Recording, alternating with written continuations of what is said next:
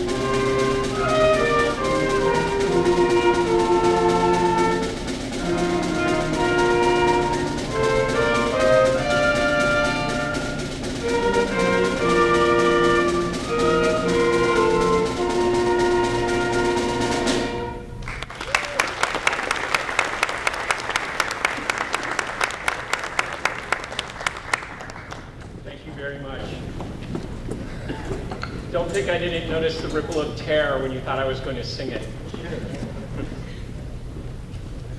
Welcome to the 2013 town meeting for the town of Newmarket. I want to begin with a brief explanation about Saturday. In the past, we've had separate town meetings, and as you know, we've tried to bring the voting sessions together to make it a little bit more convenient for the voters. We've accomplished that. This year, for the first time, we tried to have the meetings on the same day. By law, we're not allowed to have them at the same time, so we have to separate them. In the hopes that it makes it more convenient for you, the voters, we tried to have it on a Saturday. I would appreciate any kind of feedback. I think that the school board and the school moderator are going to be talking about the same thing later today. If this is not convenient, let us know. I appreciate the volunteers who have helped us with daycare for children. Okay, it got loud in there. And I just want you to know that we're trying to do this to make this a little better for you. So if this is a problem, or if there are voters out there that are listening to me in the future, please let us know and we'll go back to the night sessions. But we're experimenting with this. We're going to have the town meeting, and then after that we're going to have the school meeting, and then we'll get it all done in one day, and then the voting will be done in one day instead of 4 separate days. Okay, with that, in the beginning of every meeting, I often like to talk about the sad part, people we've lost. I always find it most appropriate to reflect upon the metaphor that a community is like a fabric. And it dawned on me this morning that God in his infinite wisdom, or her infinite wisdom, has decided to tug on a few strings of that fabric and pull them out of our community, leaving holes. But just like every other year, we will survive. I want us all to reflect upon those people that we've lost. I also want to reflect if there are still people from our community, or friends, families, and relatives that are serving overseas, to protect this most sacred of democratic opportunities, to stand up and argue and vote. This is the freedom that these people give their lives to protect, and I have family members that are serving. I'm sure there are others, and as we continue to do that, I think it's incumbent upon us to at least spend a minute and reflect upon these people.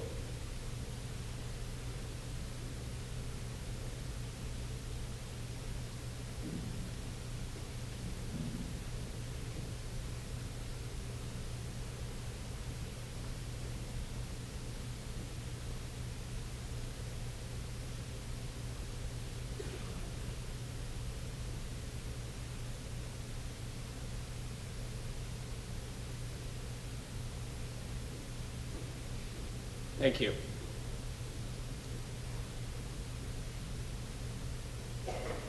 So, like last year, we have handed out some colored ballots, and we've handed out these stickers.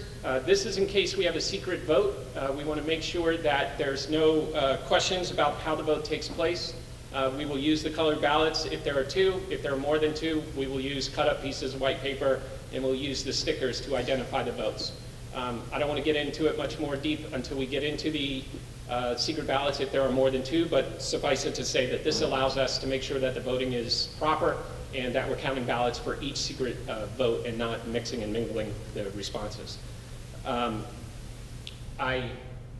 In the last time we had a town meeting in the school gym, I was negligent in allowing people to speak from the stands. This year, if you do have a question or a comment, I would ask that you come to the, what is this thing called? Podium, sorry. And if those of you at the top find yourselves, please feel free to come all the way down here to speak. That's where I sat when I was in school as well, I understand. But if you are going to speak, please find a seat at the lower part so that we can accommodate your questions and everybody can hear them. Because we do try and get these meetings out to the people that are watching on TV. So, let's go ahead and open the meeting. The town meeting warrant to the inhabitants of the town of Newmarket, county of Rockingham, in the state of New Hampshire, qualified to vote in town affairs. First session. You are hereby notified to meet for the first deliberative session of the annual town meeting, to be held at the Newmarket High School, Newmarket, New Hampshire, on the second day of February, being a Saturday, at 10 o'clock in the forenoon, 10 a.m. The first deliberative session will consist of explanation, discussion, and debate of each of the following warrant articles, and will afford those voters who are present the opportunity to propose, debate, and adopt amendments to each warrant article, except those articles whose wording is prescribed by state law. Second session. You are also notified to meet for the second session of the annual town meeting, to elect town officers by official ballot, and to vote by official ballot on the warrant articles as they may have been amended at the first session, to be held at the Newmarket Town Hall, Newmarket, New Hampshire, on the 8th day of March, 2012. Being Tuesday at 7 o'clock in the forenoon, the polls are to be open at 7 a.m. and may not close prior to 8 p.m. to act upon the following. So, before we go in that, with the town meeting's discretion, I'd like to take care of the fact that we will have some non-residents potentially speaking today, answering some of your questions. Without your objection, I'd like to go ahead and say that Steve Fournier, our town administrator, Sean Gregg, our water and sewer superintendent, Matt Angel, our finance director, and Justin Richardson, our town's attorney. I'll be inviting them to speak if you ask questions that they need to answer. Does anybody have a problem with these people speaking today? Great. Thank you very much. Article T1, election of town officers. To choose the following officers for the coming year: 2 town councilors for 3 years, 1 trustee of the trust funds for 3 years, 3 municipal budget committee members for 3 years, 2 members of the planning board for 3 years, and 1 member of the planning board for 2 years. This article will go forward as prescribed by law. It'll be on the ballot and you'll be able to vote in March. Before we begin Article 2, I would ask that Town Administrator Fournier come up and do a presentation. Is this an appropriate time for you? Fine. Thanks. Those of you that don't know Mr. Fournier, this is Steve Fournier, our new Town Administrator. Hi. One of the things that wanted to come from having the combined deliberative sessions was sort of having the one slide to show what the impact of, if everything you were to vote on today, in March, what would the impact be on the tax rate? So what I did was we just took a slide and we're just showing, and this is if every article passes. So for the town, the current year's tax rate is $6.07 per thousand. If everything were to pass today, the tax rate would be an estimated $6.36 per thousand, or an increase of 29 cents.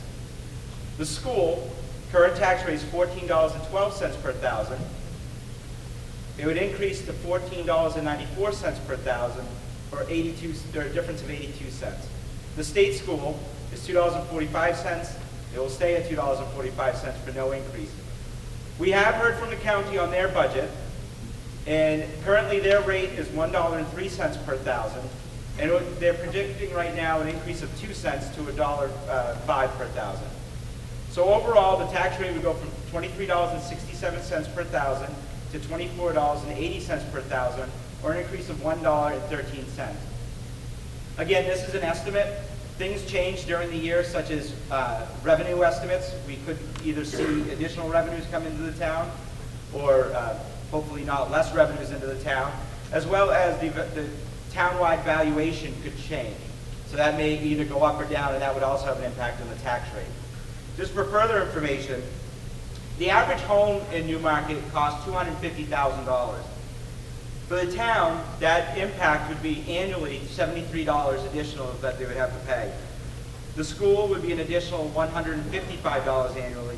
In the county, it's an additional $5.50 for a total of $283 annual. So we just wanted to give you that information before we started the town meeting. Thank you, Administrator.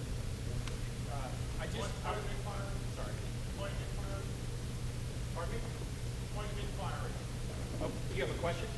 Yes. Yeah. This information that we presented this afternoon at the school session.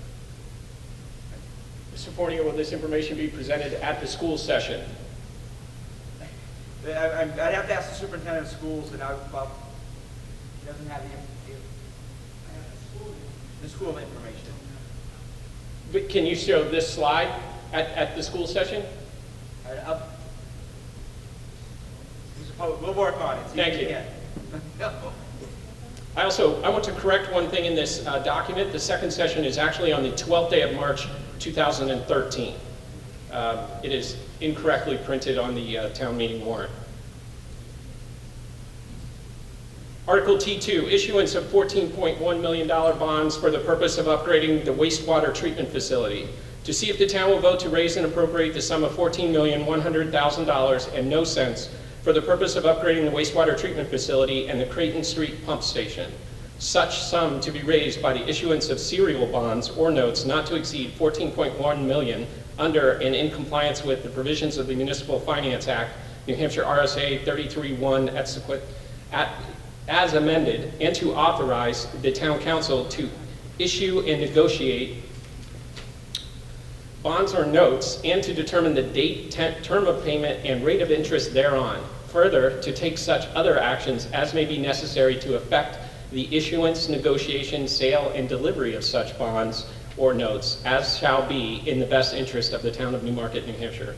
Additionally, to authorize the town council to apply for, receive, and expend federal and state grants which may at any time become available in accordance with RSA 3195B, and also to apply for, receive, and expend money from any other governmental unit or private source to be used for purposes which the town council may legally appropriate money.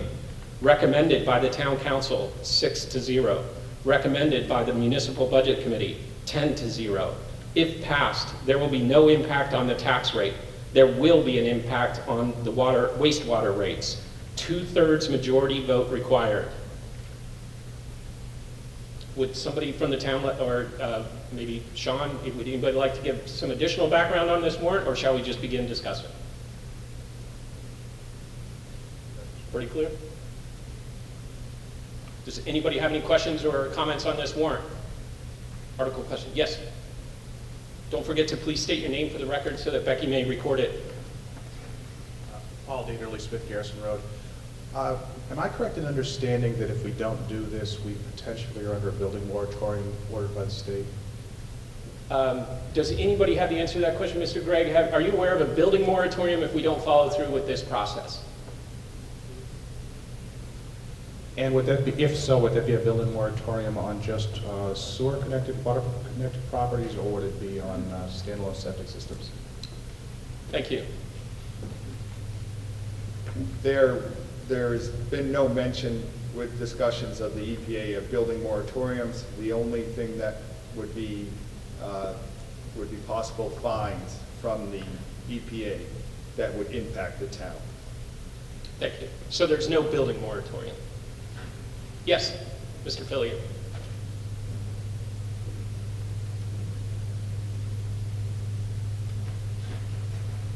My name's Leo Fillion, 3 Lafayette Ave. There was some discussion in the public hearings and whatever as to whether some of this can be paid through the tax rate rather than just through the sewer bonds, because it affects a lot of people. And I guess, did anyone look into legally whether some of this can be paid in the future? I know in the past, when I was on the Board of Water Commissioners, in the past, we did pass some water line extensions and whatnot that were paid through the town tax rate. So at the time, it was not illegal if the voters wanted to extend the main somewheres and the voters wanted to pay for it out of the tax rate, they could, and they have done in the past. I guess, has that question been answered yet legally as to whether if in the future legislative body wanted to pay part of this through the town tax rate and the voters approved it, is it legally possible? That was asked at one of the public hearings, and I was wondering if anyone had gotten an opinion on that from legal yet as to whether, because we've done it in the past, and I guess the question is whether it's even legal to do. Thank you. Has anybody followed up on that inquiry? And if so, could you address it now? Otherwise,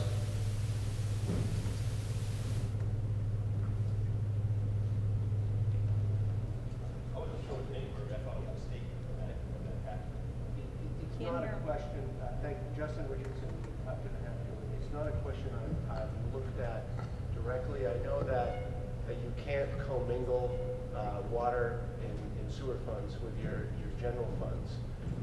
This doesn't quite fall within that, but you wouldn't be able to do it in this meeting because there hasn't been a general obligation bond that's been noticed in the warrant. You can't hear. oh, Sorry. speak Sorry. louder. It may be possible, there are some questions I haven't looked at, but it wouldn't be an option to do in this meeting because there hasn't been a general obligation bond that has been noticed in the warrant that you have before you. Great. I think, so the answer to the question is, unfortunately, it's not something that's allowed to us in the procedures of this meeting, which I think Mr. Fillion recognized. I think he's probably asking that be a question that the council may want to look at in the future, and is probably going to be something that you will take place during your normal meetings and process. Mr. Fournier? In addition, if we were to get any... Hold on. Yeah. Can you put the mic? I'm sure they can hear. In addition, sorry. Can you hear him? Yeah. In addition, if we were to get any additional revenues from grants, that would offset any indebtedness that we'd have to do. Anything we can do to not have to issue bonds, we would work towards. And just to be clear, that's the language in the warrant that talks about receiving funds from other governmental units and private sources. All of that language is meant to grant the council the authority to find other sources of funds. That's a fair statement, I believe, for those. Any other questions on this warrant? Yes. William Foster, 11 Langs Lane. Sorry, That's William right. Blue Foster, 11 Langs Lane. Thank you. Actually, a two-part question. First one would be my own personal question. I unfortunately wasn't unable to attend meetings, so maybe it's been answered. I'm only a water user. I am not a sewer user. I have my own leach field, so does that impact my rate? One. And two, if we are fined, does that fine spread over the entire tax base of the town, or is it just on water users only, or water waste users, however it breaks down? Great. Mr. Nazaro, can you answer both parts? The sewer user, this goes in, this goes, this working. Can you hear me? I can hear you. All right. This goes only into the sewer users rate. This is, because it's wastewater treatment facility, not the well or anything like that. And It only goes to the wastewater rates. And you want to stand up here? yeah, what was the second part? The second part was If the town Yeah. doesn't require any fines, would it?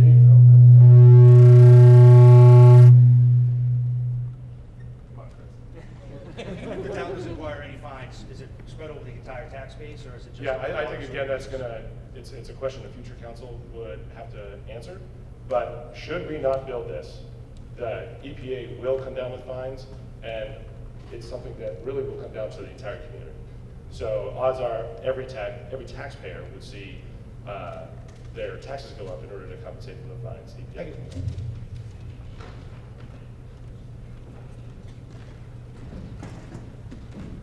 Thank you. Next, you have a question? Come on. I Gail DeRocher, Wentworth, 26 Bay Road. Thanks for being here. Happy Saturday. I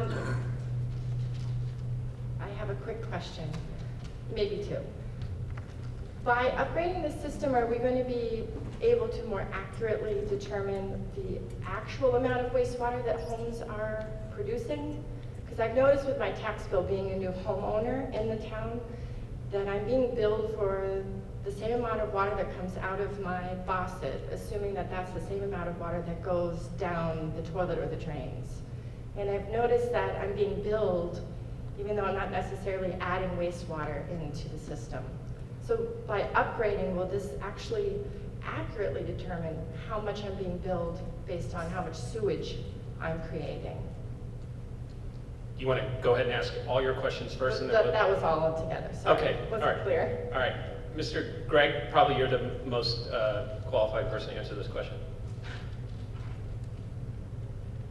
The way we meter what goes into the house, and we, under the assumption what goes in the house comes out of the house, because there's no other way for us to do that. It's common practice for all water and sewer systems to do it that way.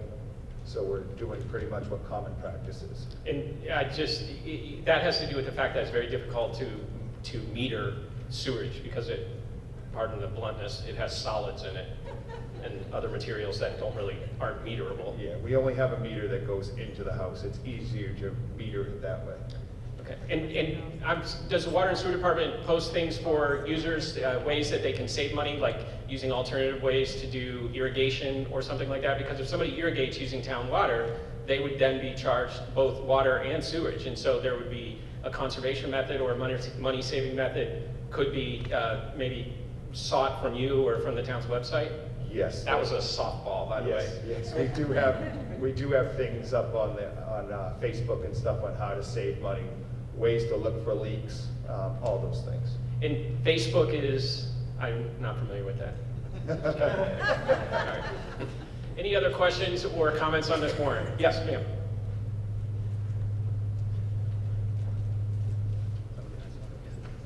Lynn Badger, Cushing Road. My fear is that people are going to, in the climate of spending money these days, just vote no for this because it's something that costs money. And I would love to have somehow or another to say that this is not an option. We have to do it. If we do it now, it will cost us way less than if we do it later. And it's only the ratepayers that are actually paying for it, which I'm one of those poor people. But anyway, it has to be done now. Otherwise, we lose that $5 million grant we have, and we're going to be fined. And that's going to cost us a heck of a lot more. We can't say, oh no, we don't think we want to do this. We have to do it. Sure, Mr. Nazar. I'd like to add something there. If you want to use one, why don't you use it? I hate taking the moderator's podium. To add something to that, I think it's a great point, Ms. Badger, that we have been in conversations with the EPA for years. How many years is it now, Sean? Like 3 years? 3 years? And we were part of the coalition because they're talking this whole area about the Great Bay. And we were trying to get our permit to a 0.8. We're now putting out, what, like 30? And we're trying to get down to an 8. And EPA gave us a permit of 3 with an interim level of an 8. And we have 10 years now to build and test for 5 years to ensure the impact of our wastewater in the Great Bay has been reduced by going to the 8.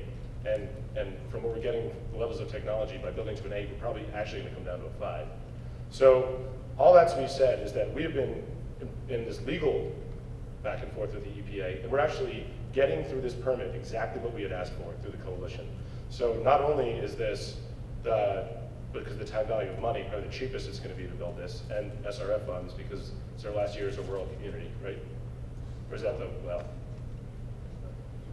It's the last year as a rural community, so we actually are going to get state revolving funds for this. This is the best scenario for building this facility. If we don't do it this year, it will cost more, and we will be getting less aid, and the EPA is going to be a lot less generous with us. So this is the worst of all worlds will occur if this does not pass this year. Hi, Ryan Hart, the chair of the budget committee in One Beach Street, and this was there was discussion on the budget committee about this, but as you noted, it was a unanimous vote, which we didn't always have unanimous positions on all the articles. And I think that underscores the tremendous importance of doing it now. Some of the aspects that were just highlighted, but I wanted to highlight again and emphasize, this is, Newmarket's had our share of challenges for the past 12 years. Since I've been involved with town politics, we knew we were going to have to do this treatment plan. And I'm proud that Newmarket's taken the step of the first community to actually come to agreement with the EPA about this solution. And that makes us a leader in this, and we should take pride in that and proceed to clean up our wastewater plant. I agree with the previous speakers, there's no choice here. It will have to be done at some point. And there is no debate about the approach being taken. This is the best year because, as was mentioned, but it deserves more explanation. There's a rural development program, and it's based on the census. And the 2010 census indicated that we are too wealthy and too urban to meet rural development standards. Therefore, we are no longer eligible after this March vote for that funding. And that could be a grant that could reduce the actual amount we have to borrow and pay back. In addition, we're ranked #1 on the state's revolving loan fund list. That's a 20-year loan for 2.72%. How many of you would like that? I would. I'll take that right now. And they also will forgive $250,000 of principal. So we need to take advantage of these opportunities. We know state and federal funds are disappearing and they're downshifting to us. So when there's the opportunity to use them, we have to proceed. It's going to cost money. Over the period of time it would build up the sewer rate, the sewer rates will potentially triple. So people need to realize it's going to cost us money, but it is the cost of having a clean, great bay and having a modern community. So I hope that 2/3 of the voters out there at least support this, because it needs to have 66%. It's a high hurdle. Ma'am, you have a question? Margaret Briggs, Chapel Street. You may have answered it, but your previous slides said how much the rate would go up, and I was just wondering how much. Say I pay $80 a quarter for my water now. If I understood you correctly, Brian, that would be $240? Well, the bill comes, the bill is, Yeah, I don't know the breakdown. it's one bill, but it has two different rates because they're slightly different rates. Depends on how the town council decides to implement the increases, but I expect, based on discussions they've had, that it would be annually going up slowly, so it's not a sudden jump.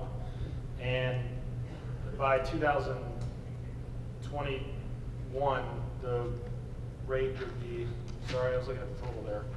And someone else probably has this right on top of their head because I lost it. Mr. Gregg? It would be up to about $15 if you do it $1 a year.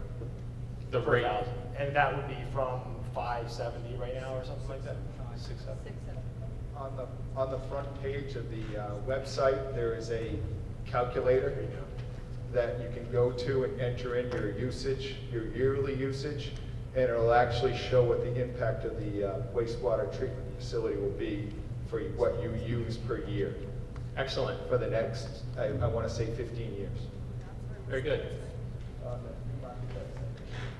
So a wastewater, explain that again for everybody. It's on the town website. I think it's on the new section on the front page. If you go there, there's actually a wastewater impact calculator.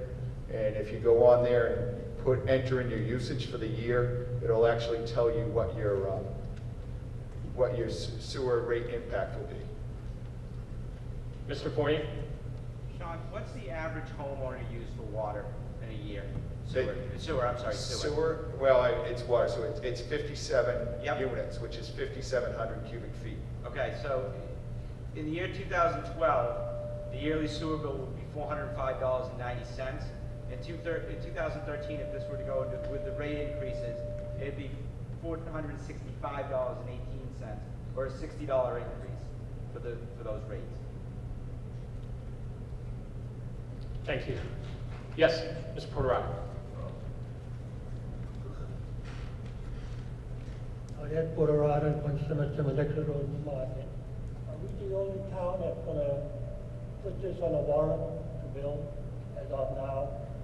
Because we belong to a coalition, or we did, I understand, and they were kind of upset with us. So are we the only ones putting the work in now to build this plant?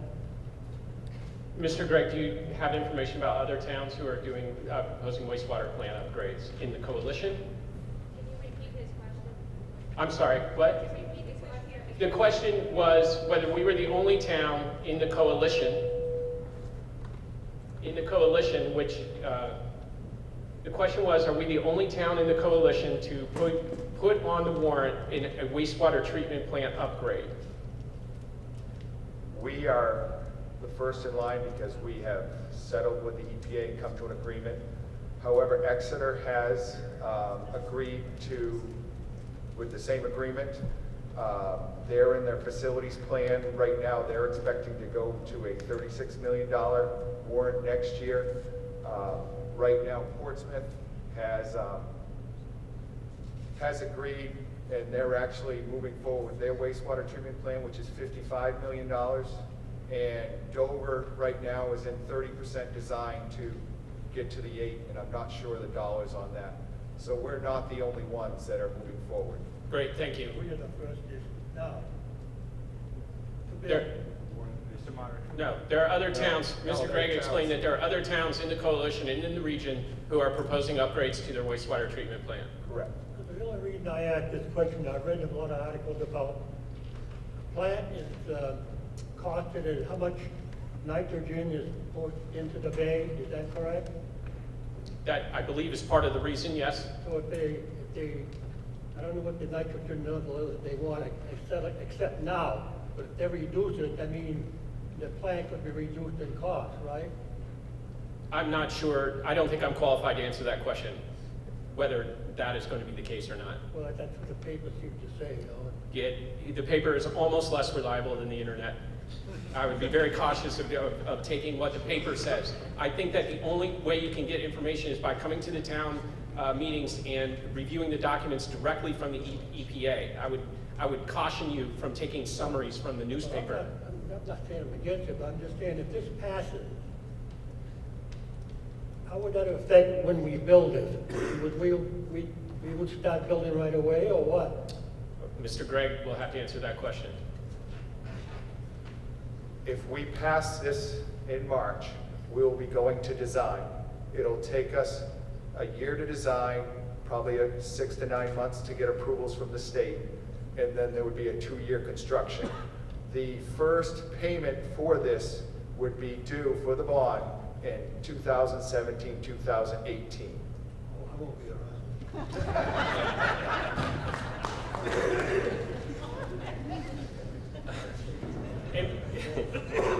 I know this is, my comment about the newspaper was not meant to be a dig at the newspaper, but this has been a complicated undertaking taking years. And when a newspaper reports out information, it has to condense it the best way it can. And so I urge you, if you have a lot of questions about this nitrogen issue, it is a very complicated issue, and it does involve federal and state and locals. But there's more information than what the newspaper is telling you, and you need to go behind that if you want to get it. That's all I'm saying. Does anybody else have any questions, comments, or new issues to be brought up on this warrant article? I do. Yes. Yeah, Dan Wright, Town Council. Sean, don't run away. Yeah. Sean, can you tell us what the potential per day fine could be if this doesn't pass? We discussed this the other night at the public information night, and we were informed that it could be up to $37,500 a day. Okay, thank you. Thank you. The question was, what is the potential fine that the EPA could issue per day? And it was $37,500 if that got to that level. Per day. Per day. Yes, ma'am.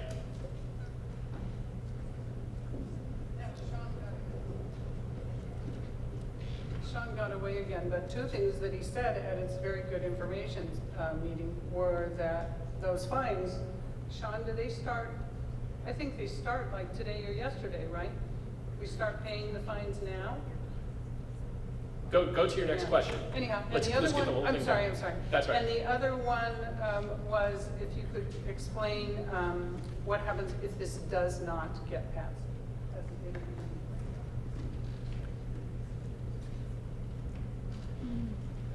I don't think you thought you were going to get off the hook Yeah. today, did you? From what I see is, if this does not pass, we'll probably have to do a special town meeting to do this again. If that doesn't pass, then EPA would come down with some sort of fines or and some sort of administrative order on what we'd have to do. Thank you. All right. Does anybody else have anything new to bring up on this? Yes, Mr. Arcure.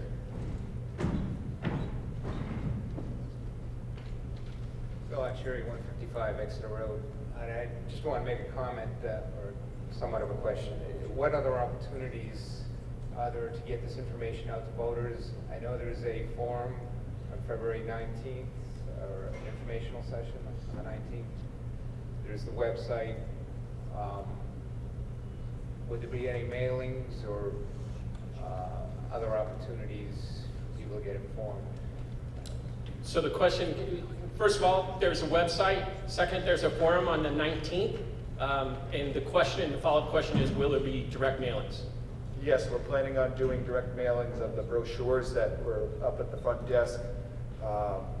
We've done a public information night. We're doing another public information night. There's the website, and then I believe there's also stuff on Facebook. So it's as far as trying to get it as many places as we can. Excellent. Will there be free food and drinks at the information session? That usually helps a lot. Yeah, well, friendly suggestion. Yeah. Mr. Fournier. In addition, we're willing to if you have a civic group that would want to meet with us to discuss this, we are more than willing to meet with you one-on-one. We're going to be meeting with the Senior Citizens Group at Sunrise Sunset Center on February 14th. So you get to spend your Valentine's Day with us talking about wastewater. Excellent. What could be better? Ma'am, yeah, you heard me. While she's coming down, yes. I know you made kind of a slight comment about the newspaper a few moments ago, perhaps to... He's commenting on my comment about the newspaper. Is your mic working now? The comment was about the newspaper perhaps not being accurate all the time. The reporter from Nexus newsletter is up there, and I'm sure he would take great advantage of this opportunity to get out and cry the truth about what's going on. So I think we ought to edge him on a bit to do that. I look forward to accurate reporting. Yes, thank you. Hi, Lisa Symes, Doe Farm Lane. I make a motion to move this and put it to vote, please. Okay. Since there's actually no motion at this point, unless somebody would like to make a motion to amend this article, or anybody has anything new, I suggest we bring this discussion to a close, because technically the warrant has been discussed.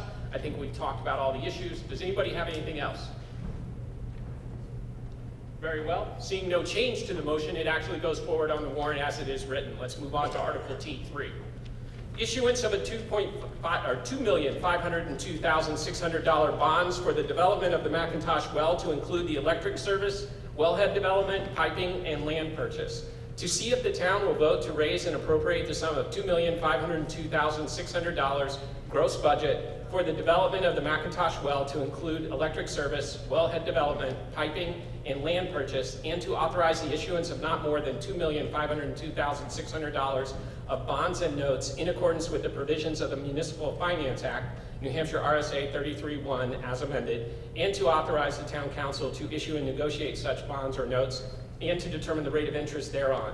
Further, to authorize the town council to apply for, negotiate, contract for, seek, and do all things necessary to obtain such federal and state grants and aid, contribution, assistance, and to participate in the State Revolving Fund, SRF, RSA 48614, established for this purpose as may be available, and to adopt any resolution relating thereto, and to take such other actions as may be necessary to effect the issuance, negotiation, sale, and delivery of such bonds or notes as shall be in the best interest of the town of Newmarket, New Hampshire.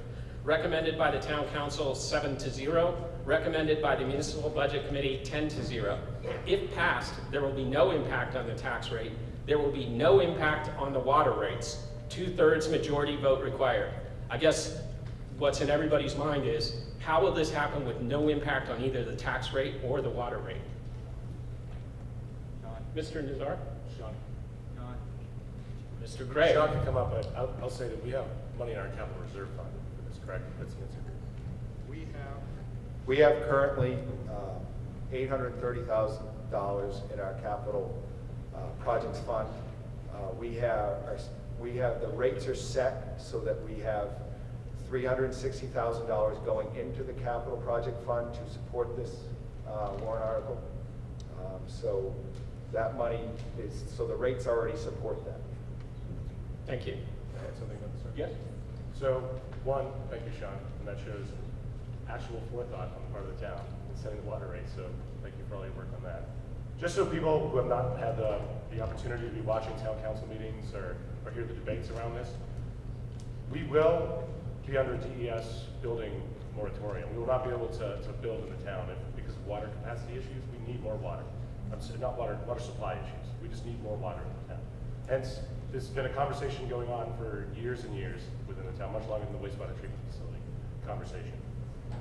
We had three options in front of us several years ago, and still again, when this conversation began, that were presented to us. We could take the water straight out of the McIntosh well. We could blend the water out of the McIntosh well with our other two active wells we have right now. Or we could add treatment to the water coming out of the McIntosh well in order to help it achieve state standards for constituents, state and EPA standards for constituents. The initial conversations around this warrant article were actually around $3.4 million, which included that treatment happening at the well site. During the conversations and with a lot of input from engineers and Sean, the council came to the consensus, which you have in front of you here, of in order to get us at the most economic, to get us to a place where we have safe water to drink that's most economical to the rate users, the blended solution was the way to go. Just based on the way the water would be pumped out of the well, the fact that it would not be constant out of the McIntosh well, we wouldn't be running 24/7, and based on a number of tests, the blended solution seemed to be one that gets us to the place where we're within constituent levels, so it's safe for people to drink, and it's the most economical solution for the rate users. So we spent a lot of time having these conversations. I'm sure you're going to hear some things saying otherwise about drinking straight out of the well, but just so everyone understands the conversations that we've had at the council level, this was not done lightly. There was a lot of heavy conversations and a lot of disagreement on a lot of points, but we finally came to the consensus on this. So, thank you. Thank you very much. Yes, Mr. Rowley.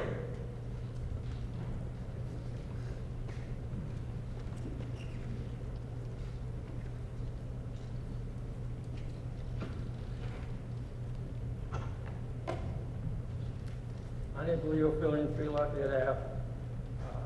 I do not support this one article, and for two principal reasons. Is one, we put it before the town a couple of years ago, and it got voted down. Last year, the town council proposed a treatment last year, and after public hearing, they pulled it from the warrant. This year, they proposed the same thing before the public hearing, and after that, they changed it to a blending option, which is less than the treated option, but it's still not a standalone well. My concern is that if it goes forward the way it is, it will not receive a 2/3 vote, and we will be then stuck like we have been the past few years on a no means no article in municipal budget law. We're going to be stuck. A year from now, we're right back here. My initial purpose tonight was to amend this warrant article, and I'll give you the reason why and what I was going to amend it to. And I've been talking to the town administrator, and he said that he has received legal opinion that we cannot amend this warrant article to eliminate bonding. Even if we reduce it to $100, it still would need to be bonded with exception, which sort of seems crazy. And it's different than, I've been on the budget committee 24 years, and previous opinions we've gotten was the purpose. You can't change the purpose, but you can change the amount and the funding. Now, he seems to have the opinion, because of legal, that we can't change the bonding, and we must remain with the 2/3 vote, and not amend it so that we only need a majority vote.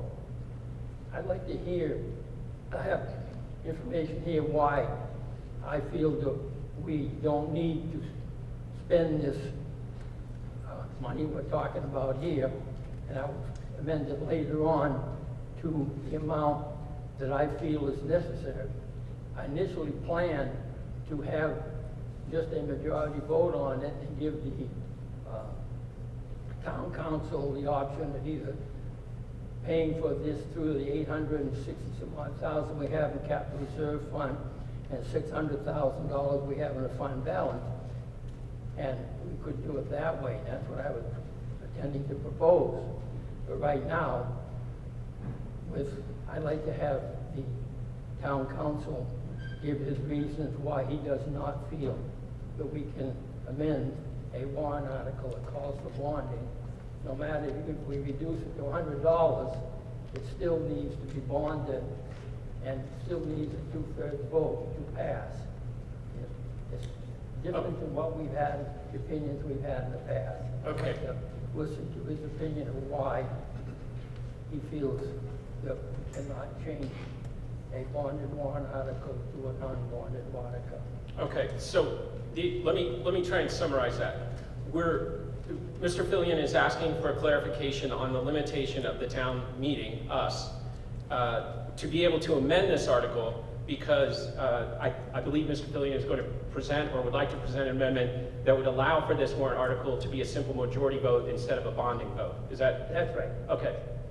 Mr. Fournier? Thank you, Mr. Moderator. The issue is you can change the amount of the bond. So say if you wanted to go from 2.502 to 500,000, that's okay. The problem is you cannot change the intent or the purpose of the bond, of the article. What's the purpose of the article is to raise bonds. Well, it's understanding that you probably think it's to do the wells. The actual purpose of the article is to give permission to the council to issue the bonds. You might look at the attorney if I missed anything. So you can change the amount, you just can't change the purpose to issue the bonding. If we change it to $100, it still needs to Pass by require a 2/3 vote. Absolutely. Doesn't make any sense at all. I don't write the laws. And that's different opinions that we've had for many, many years in the past. The purpose, to me, and all years I've been on the budget committee, the purpose is to construct the Macintosh well. It does not, and you can change the funding sources or the amounts as always been in the past. And I just, what you're saying really doesn't make any sense.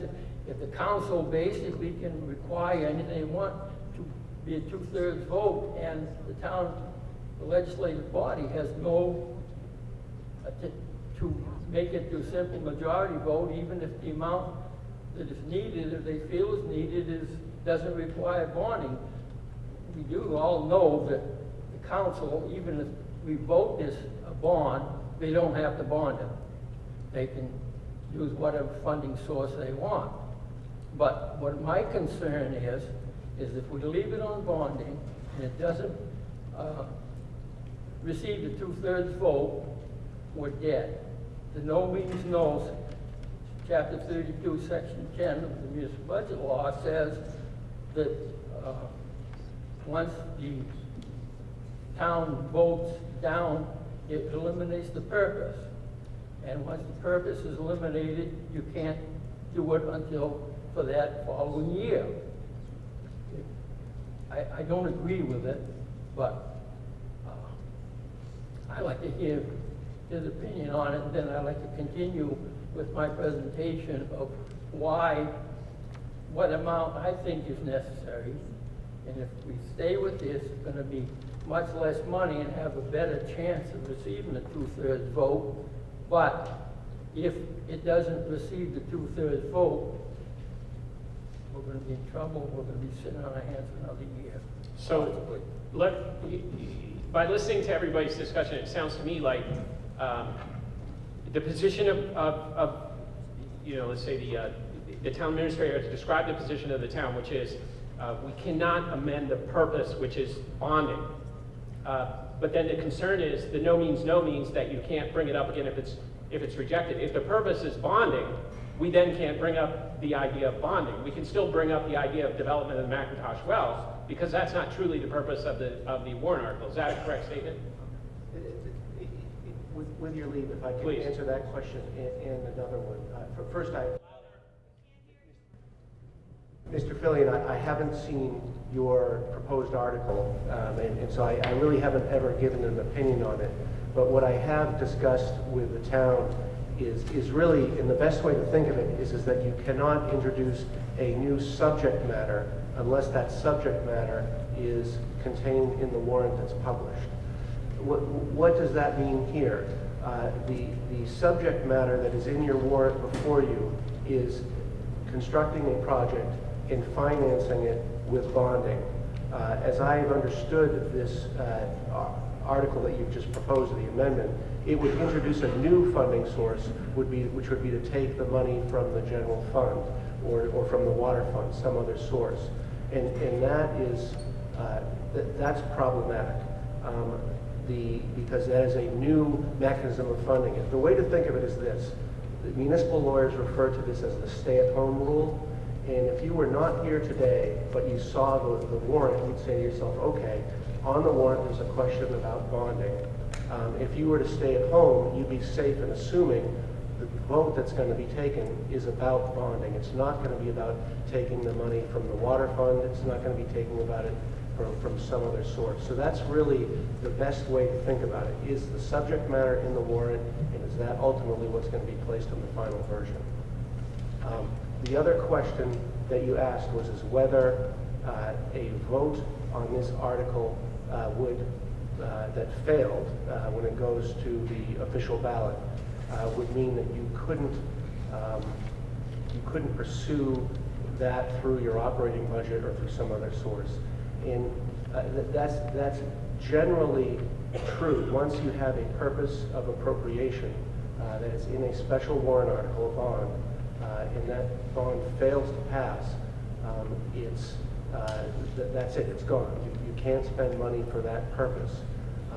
There may be a question about whether there is a separate purpose that's stated in the budget that you could finance, but that would involve looking at the budget in detail and comparing that purpose to what's in the bond purpose.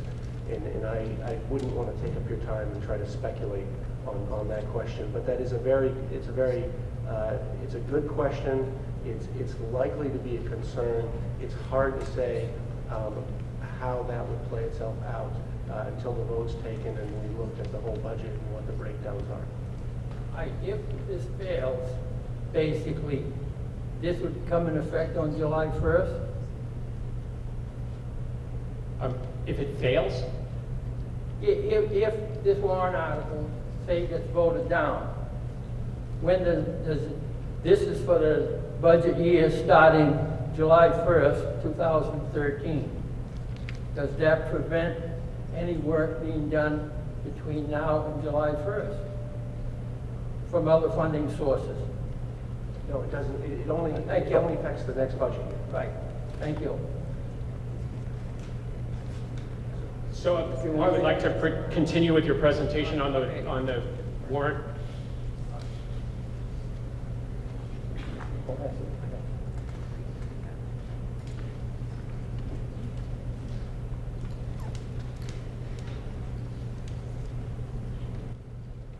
Okay, what we have on a McIntosh well, there's really 4 tasks that have to be done before we get water out of it. The first 3 tasks are common, whether we do a standalone well, whether we do treatment, whether we do blending. The first task has to be to complete the electricity to the pump site.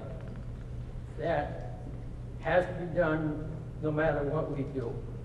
And we have had estimates in the past of like $43,000 to put the overhead from Chrysler Garage to the McIntosh entrance, and $98,500 to put in the wiring from the McIntosh entrance to the well site.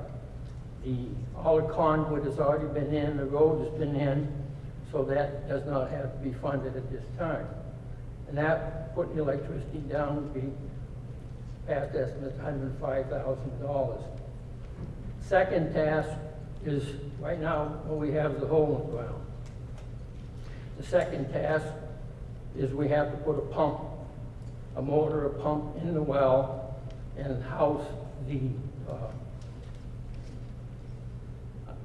pump station down there.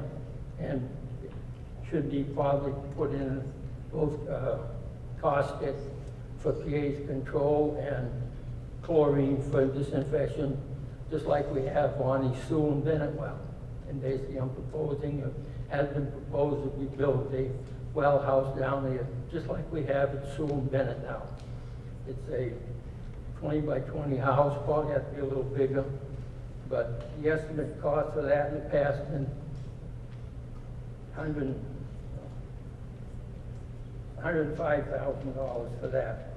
The third task that has to be done regardless of what we do is we have to put a pipe in the ground from the well up to the intersection of Hershey Lane, Durrell.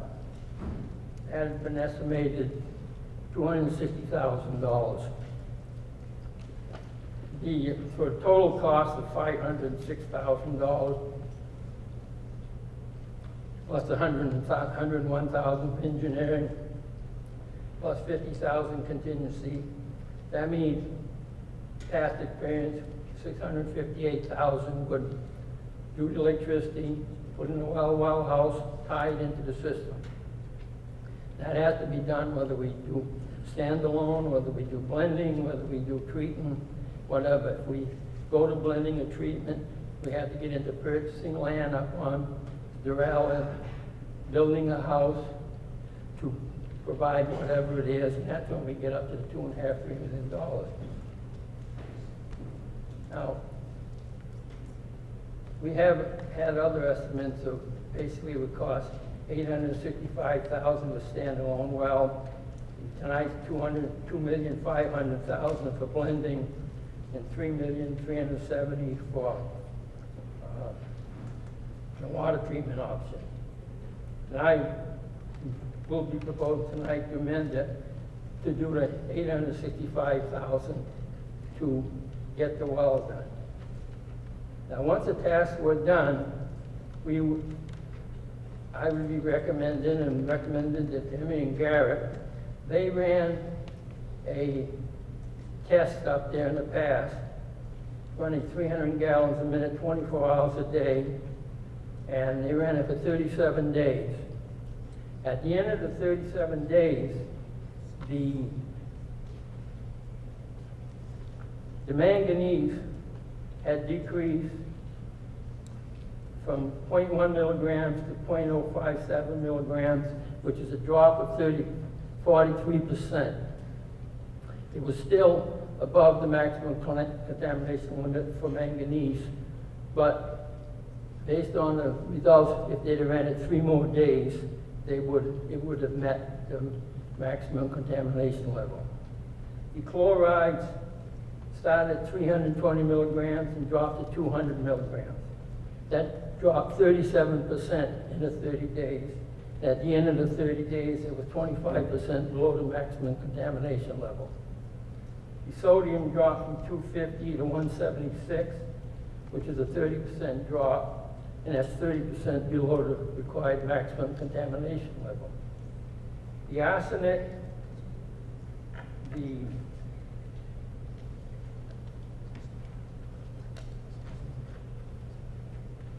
they took 16 readings on the arsenic levels, and the highest one was at the start, which was 0.01 milligrams per liter, which is the maximum contamination level. After it dropped, in the 16 readings, after 25 days, it had dropped to 0.06 milligrams per liter, which is 40% below the required level for arsenic. And Emmy and Garrett recommended that more along, they felt that this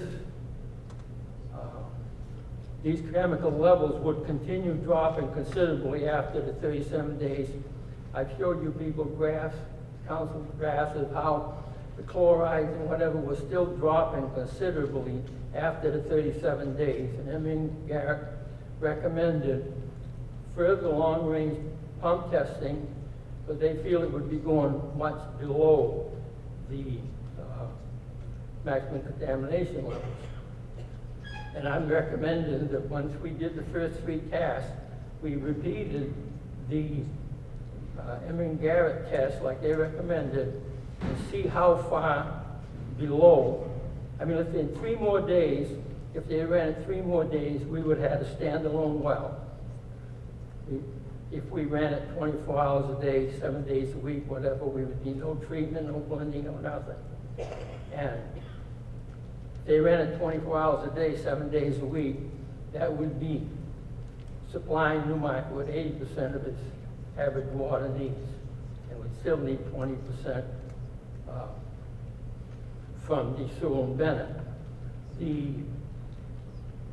If we ran it till it leveled off, probably another 20, 30 days, we would see what contamination levels we were at. Then we could start dropping it back to 20 hours a day, see what our contamination level would come up to. Then drop it to 16 hours a day and see what the level would be. At some point, we would be getting back up to the maximum contamination level where we would no longer meet the requirements for the Safe Drinking Water Act, which has been adopted by the state. At that point, we could then decide, okay, say it says, well, you've got to run it 12 hours a day, 7 days a week to do it, to stay as a standalone source. We run the Sewell and Bennett now 7 days a week, 365 days a year, and there's no reason why we wouldn't run this well 7 days a week, 365 days a year also. And then, once we determine the level, the pumping level that we need to have a standalone well, we can then decide whether that is suitable for our needs. Say it says we got to run it 12 hours a day, 7 days a week. That would supply the town with 213,000 gallons a day. We'd still need Sewell and Bennett to run probably the same amount or more to get our basic daily usage between 450 and 500,000.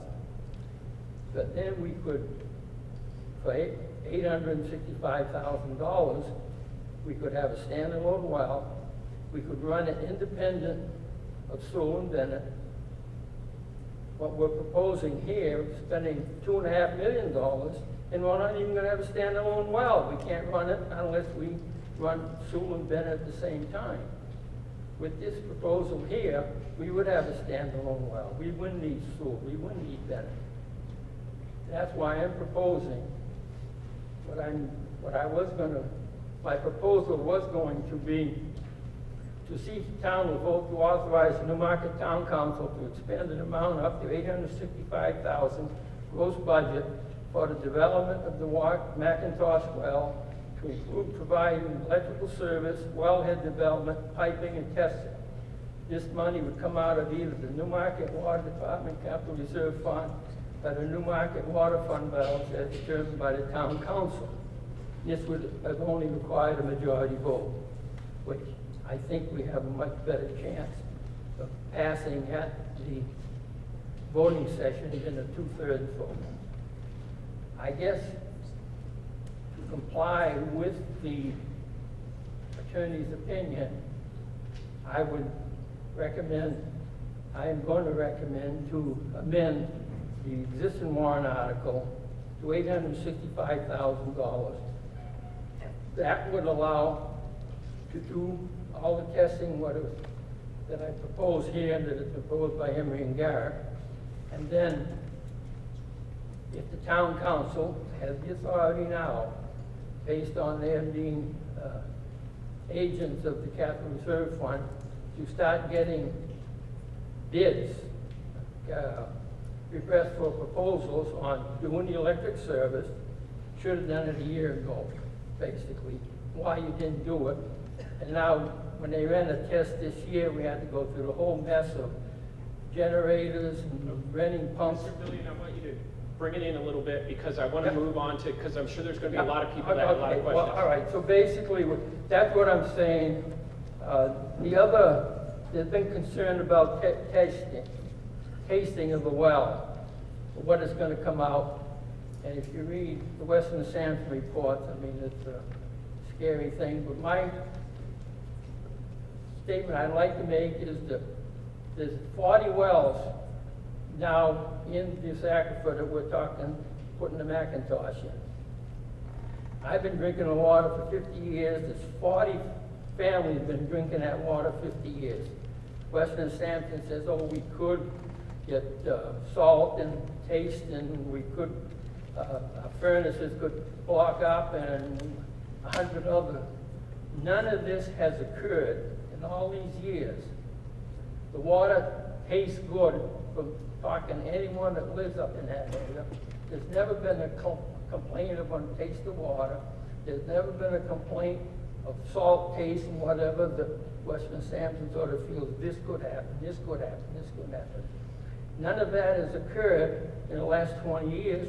And if we do this here, the water that is going to be coming into the system is 40 to 50% lower than what these people are drinking now. So if it's okay now, if you reduce it by 40, 50%, you'd almost think it's going to still be okay. I guess I just don't, I'm concerned. I want to see the Macintosh well go into effect. I'd like to see it running this year. The proposal here is going to take a couple of years to do blending. If the town council wants to do this, they can start getting these proposals today. This project would be running by late summer and fall. We could do all this testing before the next town meeting.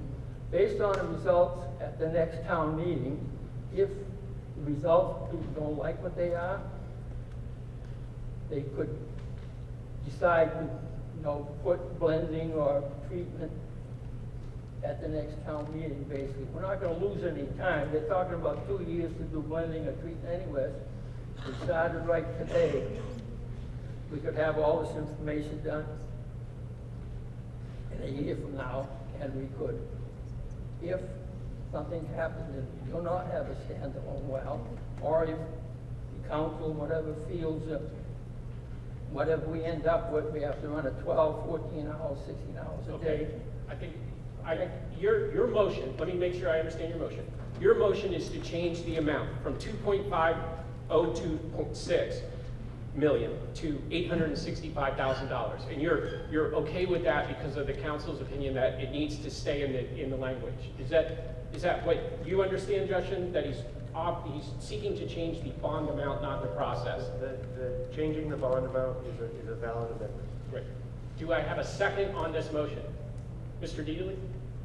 Becky, did you get that? Thank you. Would anybody, we are now going to discuss the amendment. Are you gonna hand me the change? Oh. That is just requesting a secret ballot vote on the amendment to the Macintosh warrant article. So we will now have a secret ballot vote on this, but we can still have discussions on it. Right. So what will happen is we will discuss the amendment now, and then we will have a secret ballot vote, and we will use the pink sheets to vote on that. But don't worry about that now. Let's go ahead and have the discussion. Mr. Billion, if you'll yield the podium to the citizen behind you.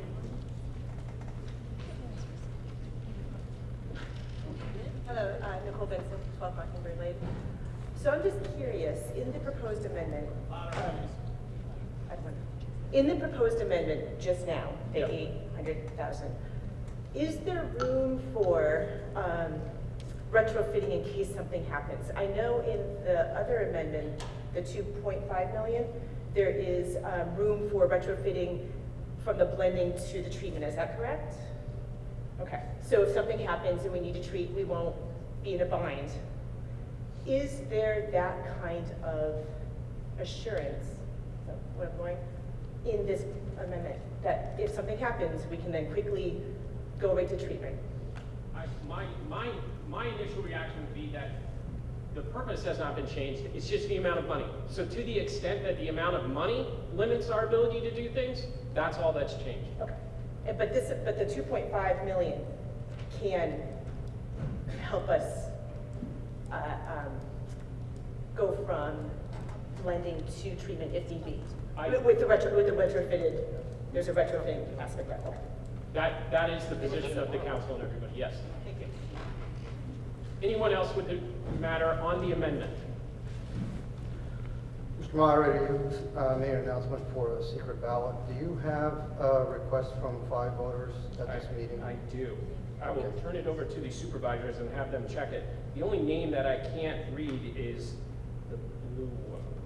The gold. Oh, I can read it. Okay. Yes. So I'll have this checked to determine that these are voters, but off the top of my head, it appears to be so. And it's not typical to make an amendment to an amendment, but as a friendly amendment to Mr. Fillion, if he would accept a little deviation, I understand his dollars that he's quoted in his summary of over $800,000.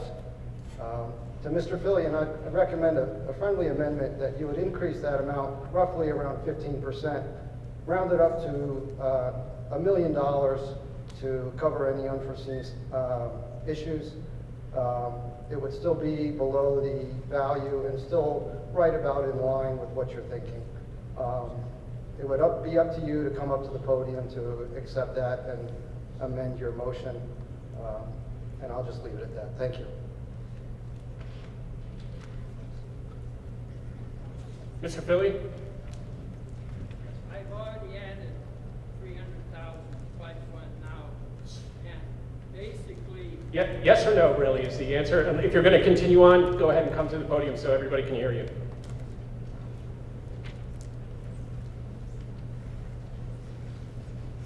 I've already added contingency fund in it, and basically what this warrant article is going to do is going to allow it basically authorize the town council to spend these money.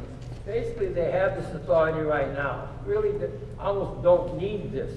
Basically, if we wipe this whole warrant article right out, took it right off the books, the town council, with their being the agent for the capital reserve fund and have $835,000, could decide tomorrow to do this. We don't even need the warrant article, basically. Your answer is no. They have the authority to do this. No. And I'm going to stop you because I want to keep the discussion focused. Your answer is no. Mr. Madej, do you want to make your motion to amend the amended article formal? I'm not going to make an amendment to an amendment. Okay. I appreciate that. One moderator to another. I don't, Mr. Nazaro? Mr. Fillion brought like a lot of points forth, and I think that obviously we consider his viewpoint. I think we also need to hear from Sean the results of the pump tests that were done, because he quotes some pump tests, and I think that it's important to hear everyone hears what we have been hearing in our conversations. Mr. Gregg? Firstly, I just want to address those numbers to put the direct pump it straight in. 1 million is not enough. We actually have that forecasted to be 1.27, and the reason for that is because there's not enough room to put in the chemicals that we need down at the well site. You cannot put them down there because of, we have an easement down there, and the easement does not allow us to put a big, large building down at the well site itself. So we would have to purchase property, and we would have to put a building in for an injection site and a storage site for chemicals. Where the McIntosh well is located, we have an easement, and the easement does not allow us to put in a huge building, or the building that he's talking size-wise, for chemicals and for storage and addition. We would still have to purchase some property up by Hershey Lane to put in a small building to put in the stuff we need for chemicals, sampling, and everything. So there is not enough money in what he's proposing in his amendment to pump it directly in. What's the cost of a non-blended option, just straight from the market? I have it as, the budget is $1,270,600. Just to put that up. Secondly, we when we did the 56-day pump test, we looked at what our next step was. We sat down with Emery Garrett and what they did. And they put out a report. And ultimately, at the final thing what the report said is we are not water quality specialists, that you should hire a water quality specialist, which in turn we did a selection process and we hired Weston Sampson to be our water quality specialist. From that, we also understood that we were not going to run this well 24 hours a day. The well comes on when the tank gets low and then shuts off when the tank gets hot. If we were to run it 24/7, we'd be overflowing the tank. So we looked at it and we decided to do a pilot study to see what the options are, what the best thing to do is. Looking at we ran a 4-week pilot study, which in turn we ran treatment, we ran blending, and we looked at what would happen. I've consulted Weston Sampson, I've consulted the state, I've consulted with Emery Garrett, and I've also consulted with another engineer from Pennachuck. And all of them say, looking at the water quality, that we should at least blend. 2 of them out and out said they would treat it, but overall all of them said the minimum that you should do is blend. Now with the water quality cleanup, looking at it and talking with the engineers, if it was to clean up, it would be over several years, and that would be a gamble. I do not feel that it's going to clean up over a couple months. Now, to speak to the water quality over at Hamel Farm, if you look at the Tucker well that we also permitted as well, and we did a pump test on, the water quality over in that area is better. It is. The sodium's lower, the chloride's lower, everything is lower except for one thing. The arsenic is higher. It's higher than what's at McIntosh. It is like 12 or 13 parts per billion. So talking with people about bedrock wells, will that make our well change over at McIntosh? No, we have to look at the site we're at. We can't look at a site off at a distance.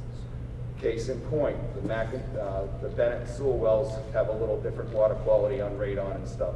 They're not exactly the same. So that being said, on all our 4 different engineers said at least blend.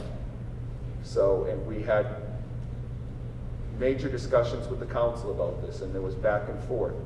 And what is being put in place is a blending process with the ability to go to treatment if we need to. Thank you. Does anybody have anything substantive to add to this? Question, do we also lose some fundings that we're eligible for this year if we don't do that this year? We have a 20% loan forgiveness. So if this passes, 20% of that amount there will be forgiven.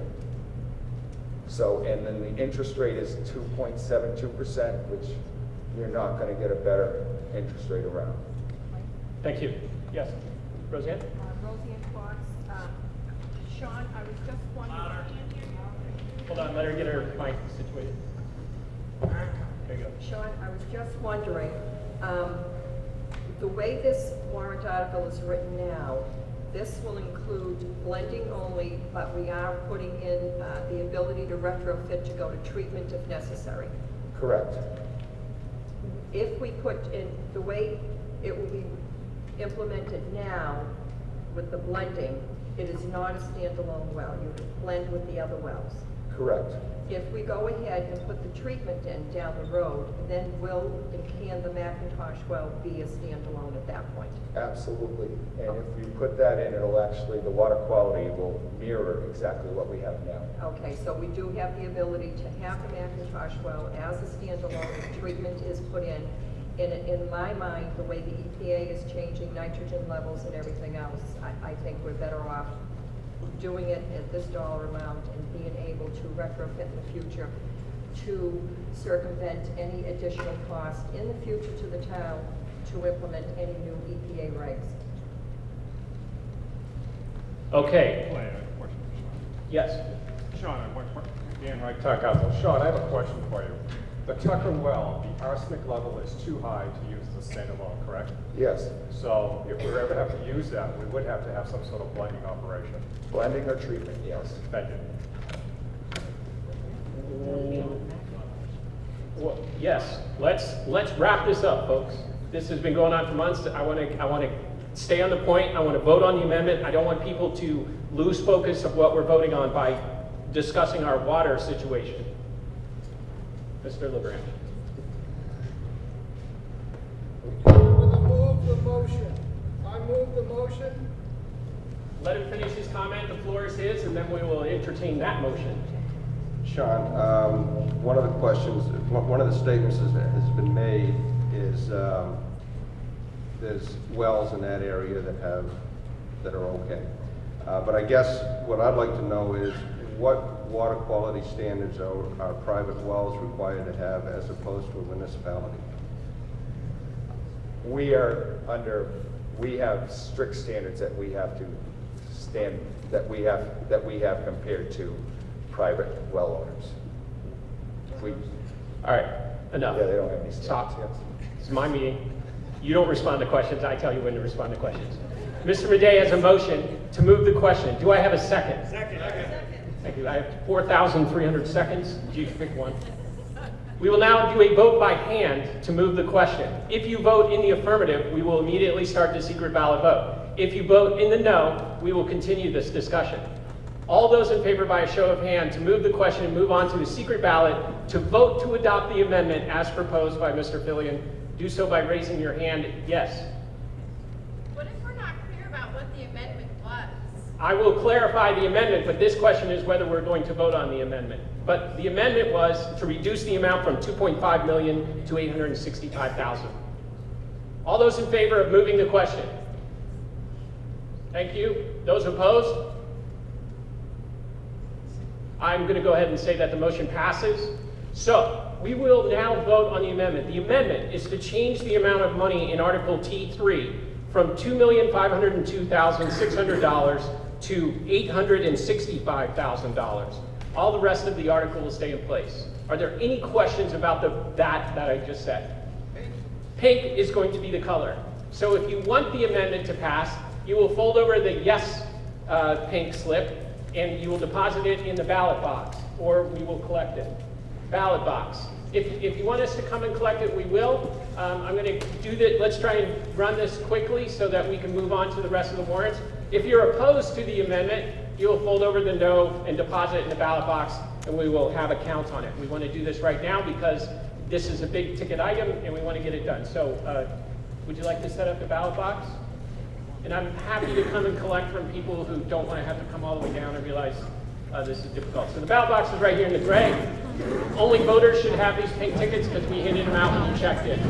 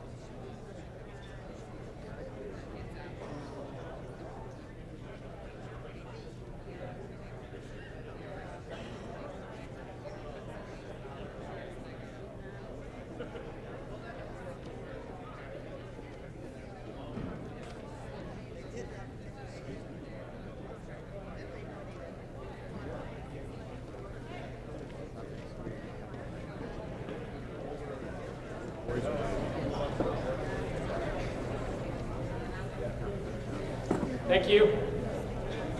So the secret ballot count is completed. Everyone has voted, correct? I asked everybody 3 or 4 times. We had a total of 80 votes. There were 15 yes votes and 65 no votes. So the amendment fails. Now the warrant article is still up for discussion, and so I would like to have people continue the discussion. Mr. Deedley.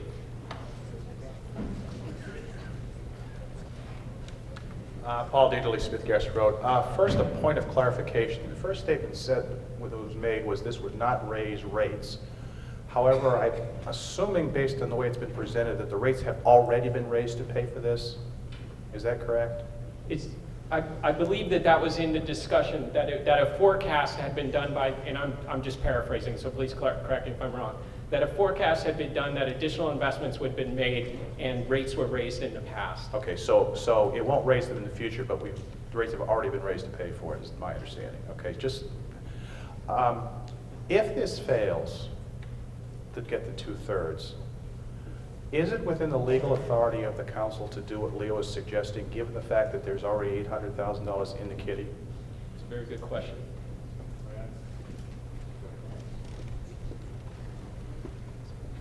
You're going to need a microphone.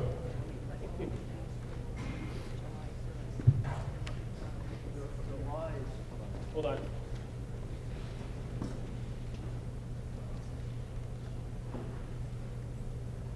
Ready? Yep. The law is not entirely settled in this area. What would have to happen is RSA 3210, I believe it's Roman or letter E, says that if the article fails to pass, it is not a purpose for which public funds can be spent. However, if the budget were amended to include those funds, you would have a separate article passing that included that purpose of appropriation. So you'd have a conflict. One that said it didn't pass, or one that failed to pass, and then another that did. And there's never been a case, to my knowledge, stating what happens in the event of such a conflict. So the answer is not entirely clear. I believe, with that disclaimer and that being said, that if it were included in the budget but failed to pass as the article, the town council would still have the authority to expend the money that was appropriated in the budget. I do not believe there is a separate appropriation in the budget right now, however, for this particular purpose, because it is in the article that's before you.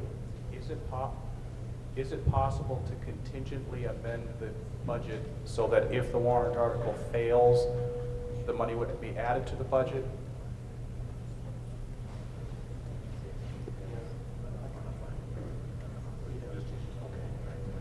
I don't believe you could do it. You could amend the budget, but you'd have to,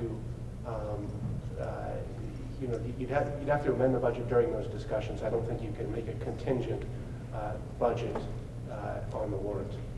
Earlier, when Leo asked the question about the budget that was impacted, you said the budget that's being impacted is the July 1 budget. I inferred from your statement that the council could act before July 1 to do this if they wanted to, because it would be in the current budget, not the impacted budget by the July 1 vote. That's right. You're dealing with different fiscal years, and this town meeting has the authority to determine what happens in the coming fiscal year, not in the past one. Okay, so just to be clear, if this fails at March town meeting, the council has the authority within the current budget year to do what Leo is suggesting with the money that already exists. That's correct. Okay, thank you. Thank you. Any other questions or comments on this warrant article? Seeing as though the amendment failed, the warrant article goes forward as it's originally drafted. Article T4, fiscal year 14 operating budget. Shall the town raise and appropriate as an operating budget, not including appropriations by special warrant articles, the amounts set forth on the budget posted with the warrant or as amended by vote of the first session for the purposes set forth therein, totaling $9,093,403. Should this article be defeated, the default budget shall be $9,215,962, which is the same as last year, with certain adjustments required by previous action of the town or by law. Or the town council may hold one special meeting to take up the issue of a revised operating budget only. Recommended by the Municipal Budget Committee 10-0. If passed, it is estimated that passage of this article will amount to a $6.29 of the tax rate, which is a 22-cent increase over the previous year. If the article is defeated, the default budget will amount to $6.69, which is a 62-cent increase over the previous year. So I know that sounds odd, but our proposed budget is less than what would be the default budget. So in other words, if you voted no on the budget, your tax rate would actually go up because if the default budget went into place and all that money was expended. Would anyone like to make a presentation on the budget, or would anybody have any direct questions about the budget, or would like to go over some items?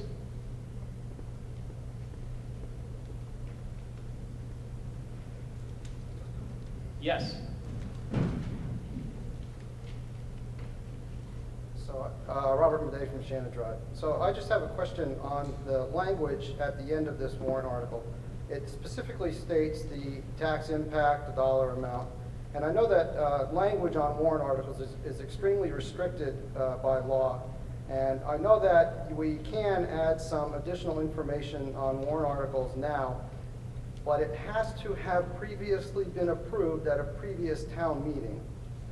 So I'm not sure if it's acceptable, not that it would be illegal to do it, but it certainly could be questioned if the town goes forward with this language. Is it acceptable to have that at the bottom of the warrant article? Have we previously approved to put such notes on a warrant article? Mr. Moderator. Yeah. I actually had that question as well, and discussing it with council as well as the Department of Revenue Administration. The state law that allows for the inclusion of the tax impact states that it has to be approved by the legislative body. For intents by our town charter, the only thing that the town meeting votes on are monetary items, not the wording of warrant articles. So the inclusion of this is actually goes to the legislative body, which is the town council, which they have approved to include this as language. On the other side, the school department still has traditional SB2. That has to be approved by the voters by warrant article. So since we're operating under the council form of government, they are the legislative body for this matter, and they approved that already. So the inclusion of tax impacts are allowed by that. Isn't the law fascinating? I know. Very good. Thank you. Anyone else? Yes, Mr. Porterato.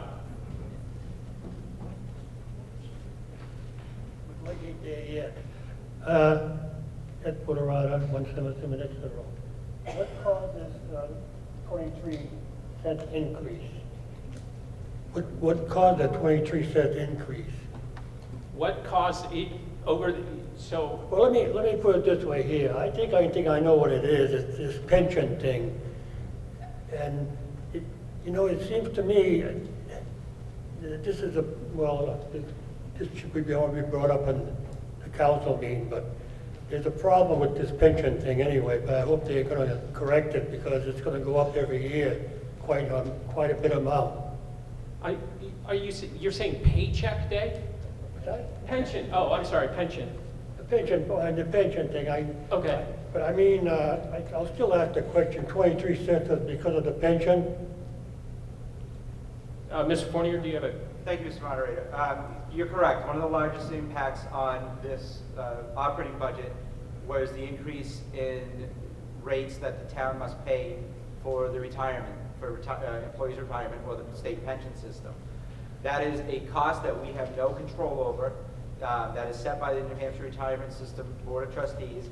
By law, the town must be a member of that system. So the town does not have control over that number. That number comes to a $135,579 increase in the operating budget. The other, if you want me to just go real quickly over the other increases, there is a $50,000 contribution to what we're calling a merit pool for pay increases for non-union personnel. There is a $15,000 increase in information technology. There is a increase in fire radio replacement. To be completely open here, there is an $11,920 increase due to contractual obligations for the town administrator's salary. There's $12,000 for codification of ordinances, and there is a increase in legal. We did make decreases to offset that. Public Works Administration saw a decrease of $23,696 for reduction in salary and a foreman position.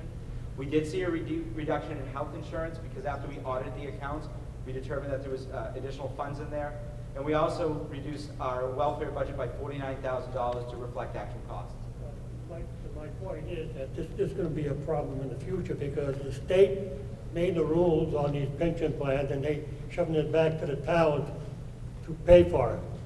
I think the council and all these towns around should come up with a plan to attack the state on this or sue them on this because it's going to get serious. Thank you. Yes, Mr. Hart.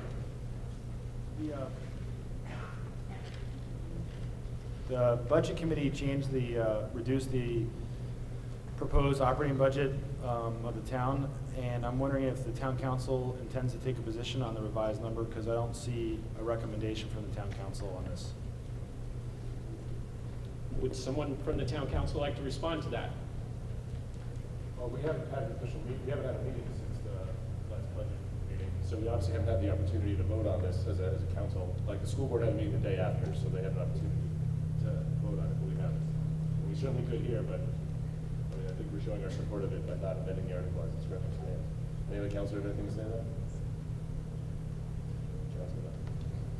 Since I was on the budget committee, hold on. 40,000 came from the assessing line item, which Steve was gracious enough to take out of the budget. And then there was another $20,000, which was fairly small in the great scheme of the overall budget, and we did have a unanimous vote.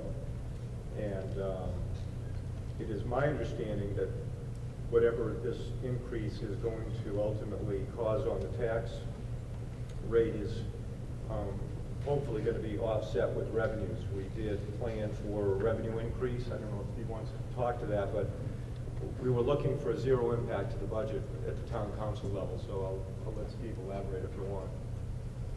Mr. Moderator, may I? Yes, you may. Thank you, Mr. Moderator. That's correct. When we do the operating budget for revenues, we try to be conservative, which makes sense because you don't want to have try to estimate something that doesn't come to fruition. However, we are reviewing our fees that we charge for certain items, as well as other sources of revenue that we can get. With a slight increase of $25,000, odds are we can find that in our revenue estimates by October when we set the tax rate. So it should have a zero impact on the tax rate. However, to be conservative in the worst case scenario, we prefer to tell you that if everything stays the same as of today, that would be the impact. Thank you. Does anyone else have any questions or comments regarding this warrant article, or would like to make an amendment? Yes. Is this working? I don't know. Vaguely. Should I wait? Give him a second.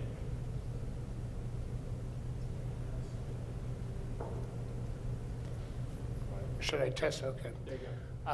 Russ Simon from the Budget Committee.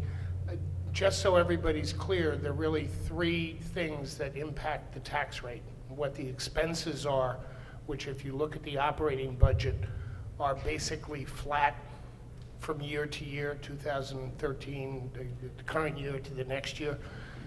Revenue, does that go up or down? Which the revenue is off in the budget from last year, about $180,000. And then what the assessed value is. Those three things combined create the tax rate.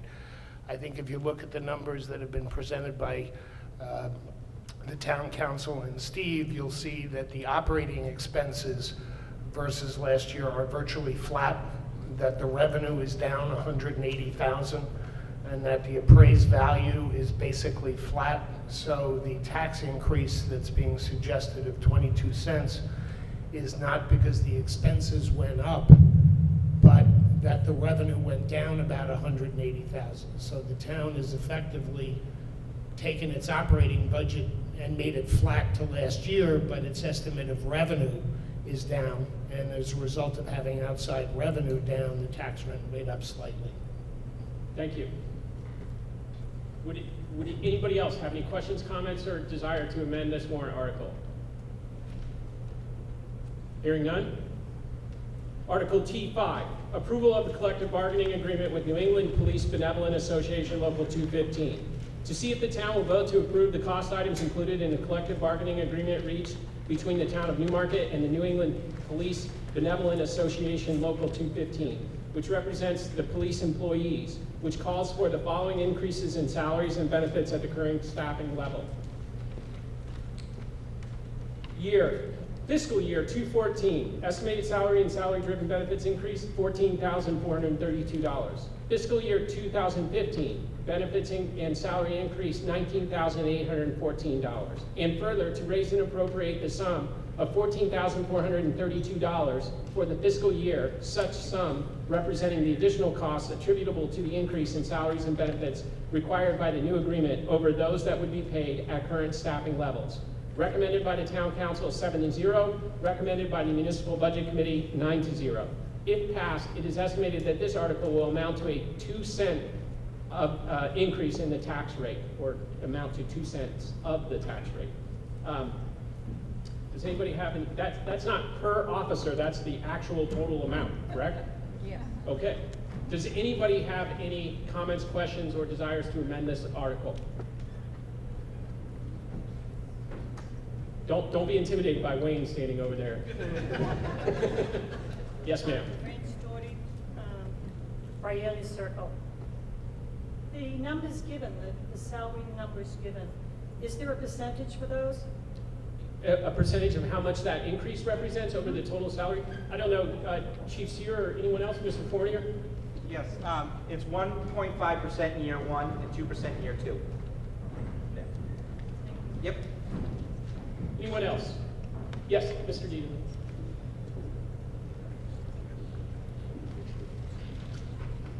Actually, I just wanted to make a point. One of the benefits of having these meetings on the same day is that we get to look at the school budget and the town budget in context. And I was going to ask what that number was, 1.2, because this afternoon we'll be discussing the teacher's package. So I guess I would draw the town meeting's attention to the fact that we have two packages that we can compare, and we can see how they justify compared to each other later in the day.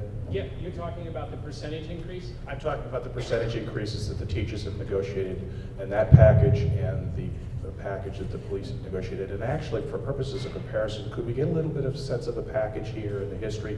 Not to spend a lot of time on it, but so that when we have that discussion this afternoon about the teachers, we've got an apples-to-apples comparison. Sure. I don't know, Mr. Chief or Mr. Fournier, if somebody would like to briefly describe the, I see everybody jumping up at once. I guess I need clarification of what you're asking. I think Mr. Dealey is just looking at, how the process goes in terms of negotiating budget or negotiating these packages, and then what the history is in the last few years. I mean, I'm sorry, I don't mean to put words into your mouth. In an ideal world, what I'd like to see up there is I'd like to see the police package its benefits, its increases, its cost. And then I'd like to see the teacher's package, its benefits, its increases, its cost. I realize that I can't ask for that side of it right now, but I'm asking for the town side to be laid out so that we get the teacher side this afternoon, we can mentally compare the two. Mr. Fournier? Thank you, Mr. Moderator. As by law, the town meeting only has authority over the bottom line, which is the numbers that's on the warrant. However, there were some other items that were negotiated. Hours of work were negotiated, which is a definition of, which is something just to change the non-emergency adjustment to an employee's hours must be made 7 days in advance in writing, verbally, or via email. Detail pay is going to be increased for the employees by $1 for each year of the contract. This has no impact on the town since these costs are charged to companies requesting details. Currently, officers are making $37 an hour when doing a detail, and that's when they're not working with the town or their regular shifts. Bereavement leave would be changing. The tentative agreement reflects the town's personnel policy. The contracts didn't reflect what the rest of the town employees were getting. It adds grandparents, grandchild, brother-in-law, sister-in-law, stepbrother, stepsister to a list of family members. That employee will receive 3 days for bereavement. The sick time buyout also is going to reflect the current town personnel policy, which allows employees to be compensated for 1/2 of unused sick time upon their retirement. And they will not be compensated if they resign or are terminated during the contract. And finally, the other one would be the recognition that they've gone from being represented by the Teamsters to the New England Police Benevolent Association. Those are the items that are going to agreed to in the tentative agreement at this time. Thank you. Mr. Nazaro, and then Ms. Clark. Mr. Administrator, can you just explain, give an example of what that would be? Sure. When you're driving down the road and you see Verizon or Ashland on the side of the road, and there's a cruiser with them with a police officer, those companies have to pay a community in order to have the police officer with them. They pay for an hourly rate, which includes the officer's time, the officer's pension, the use of the vehicle, and other associated costs of that individual being out there. So it's a in and out for the community. And also, we also charge for administrative costs that are associated with that. Thank you. Ms. Clark? How many? Hold on a second. We don't have some mic there. How many police officers are included in the collective bargaining agreement? The question is, how many police officers are included in the collective bargaining agreement? 16. And I believe nobody touched on the health insurance. I believe, except for 2 that have been there for a very long time at the police station, they pay almost what all the employees of the town do. They put towards their health insurance. They pay 20%, and the town pays 80%. Is that correct? The question is, do the police employees pay 20% and the benefits pay 80%? Chief Sear is nodding in the affirmative. So and for a comparison, Mr. Dealey, I believe to compare the school, if I remember correctly, the school personnel pay only 11% towards their health insurance, and compared to the police contract paying 20%, I believe, except for maybe 2 people. Very well. So, unfortunately, we can't do these warrant articles back to back. I know that the comparison is important. It's important that you remember or take notes about the 2 packages so that you can compare them apples to apples. Does anyone else have anything to add or questions on this warrant article or a desire to amend it? Seeing none, thank you. We will move that article forward. Article T6, rescinding the parking special revenue fund. To see if the town will rescind the provisions of RSA 3195C to restrict 100% of revenues from all parking revenue to expenditures for the purpose of construction, maintaining, acquisition, and all other related expenditures that pertains to parking issues. Such revenues and expenditures shall be accounted for in a special revenue fund to be known as the parking special revenue fund, separate from the general fund. Any surplus in said fund shall not be deemed part of the general fund accumulated surplus and shall be expended only after a vote by the legislative body to appropriate a specific amount from said fund for a specific purpose related to the purpose of the fund or source of revenue. If this article passes, any remaining amounts in the fund shall become part of the general fund accumulated surplus. Recommended by the Town Council 6-0, recommended by the Municipal Budget Committee 9-0. If passed, there will be no impact on the tax rate. Majority ballot vote. There's a lot of talk about the fund. The vote is actually to rescind it. And so then all funds from parking revenues will be placed in the general fund. Is that a fair, an easier way to say that? Thank you. Does anybody have any questions, comments, or a desire to amend this warrant article? How much is in the fund? How much? There's $1,200. I'm sorry. I'm getting. Please hold. Let's not get started. 120. There's $120 or $1,200. 122. Do I have more? It's 122,000. Yes, thank you. There is $122,000 in the fund as of December 31st, 2012. Mr. Burdick? Robert Madej from Shannon Drive. So I'm against this warrant article, and I understand that in a previous administration we established this fund. Somebody had the forethought, and the town agreed on that forethought to establish a fund to move revenues that were generated from parking into a fund to help the parking situation in town. And not saying that the parking situation in town can only be resolved with funds from this capital reserve fund, but certainly these funds would be directed to it. So it's kind of like your funds for your fishing license. They all go to sports activities within the state. So here in our town, we have activities associated with parking and parking revenues that go to a special fund to better the parking situation in town. Rather than to leave it up to another budget line item or another warrant article to pass something else, we kind of have this general fund we can draw on. So I'm against rescinding this type of funding into the general fund. I realize it doesn't grow that much each year, but it's certainly a fund that was created by a previous administration and voted on by this town as a good thing to have, and I don't think it's right to go backwards. So, with that in mind, I'm going to offer an amendment to this warrant article. Now, because the warrant article is so long and lengthy and a bag of marbles to talk about in the first place, the only simple way that I can see to amend this warrant article to satisfy my desire not to have such a rescinding of the article occur is to amend it thusly in the first sentence. To see if the town will conduct a study to rescind the provisions, blah, blah, blah, blah. So, it's to inject the words, conduct a study to, in between will and rescind, such that it reads, to see if the town will conduct a study to rescind the provisions of, and everybody can read the rest of the warrant article as is. Thank you. Do we have a second?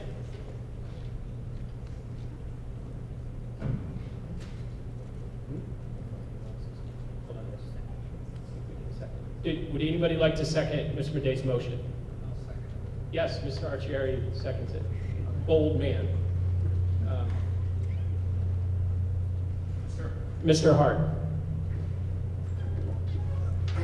I don't think this is a good idea, and I'm not going to challenge the legality of the motion because I think it changes the purpose of the article, and I don't think you can do that. I don't think it's going to be supported by this meeting, so I don't want to get into a legal discussion with our attorney about it. Mr. Bidet brought these concerns up during the Budget Committee's hearing, and I can't remember the number, but the revenues that were deposited here were mostly from people paying for permit fees at the large lot that is now owned by Eric Chimberg's company behind the library. Obviously, we don't get those revenues anymore, so it's mostly fines and some small amount of permits. I think the number was like $10,000 a year, maybe, at most, a year. I don't know, Chief Sear's still here, he might know the number. I don't think it's even that much. The possible money that we get from parking fines, it's a small number.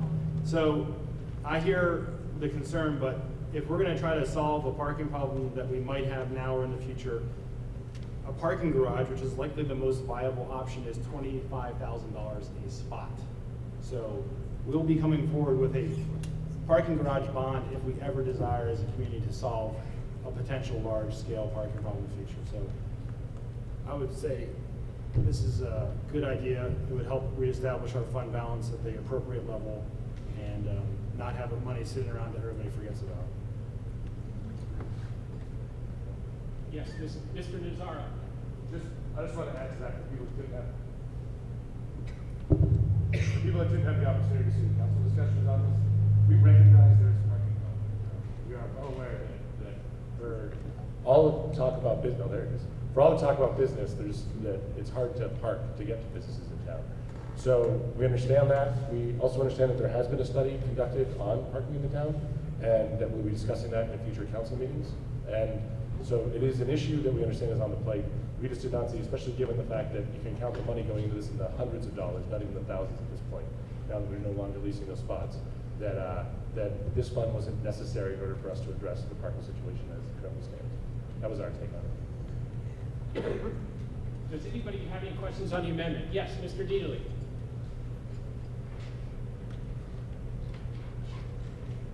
Well, I realize you don't want to get into it, but I think we need a judgment as to whether this is a valid amendment. In my view, it does change the purpose, and while I can argue one way or the other, I don't think we should even come to a vote if this is something we can't legally vote on. So I don't know if that calls for a ruling from the chair or an opinion of the town attorney. Well, it's my opinion that it does not eliminate the subject matter of the article. However, it turns out I've been wrong before. Well, is the issue eliminating or substantively changing? The statute reads, no warrant articles shall be amended to eliminate the subject matter of the article. An amendment that changes the dollar amount of an appropriation in a warrant article shall not be deemed to violate this subparagraph. But the subject matter of the article, just to state my case, is the last sentence. I agree. So if you call for a study as opposed to rescinding it, you've changed the article. No, it's eliminating. Anyway, legal attorney, let's deal with this before you vote. I'm asking.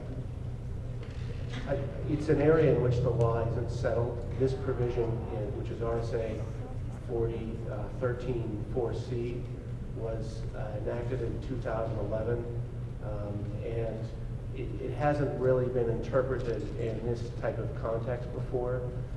I believe the purpose of the existing article is to see whether the town should rescind the revenue fund. The amendment that has been proposed would take that purpose away from the second session of the town meeting. So I think the better reading of it is that it does eliminate that purpose and replaces it with a different purpose, which is to form a study committee. So while the law isn't clear in this area, I think that this amendment could be challenged and could be found to be an unlawful amendment. There you have it, folks. Mr. Day. So legal.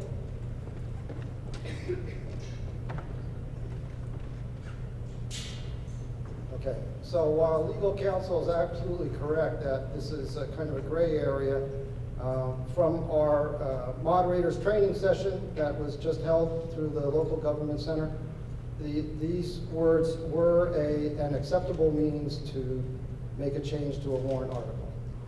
I'm not quite sure if it has been presented, but it was offered to us at moderators training that it could be an acceptable way to amend a warrant article.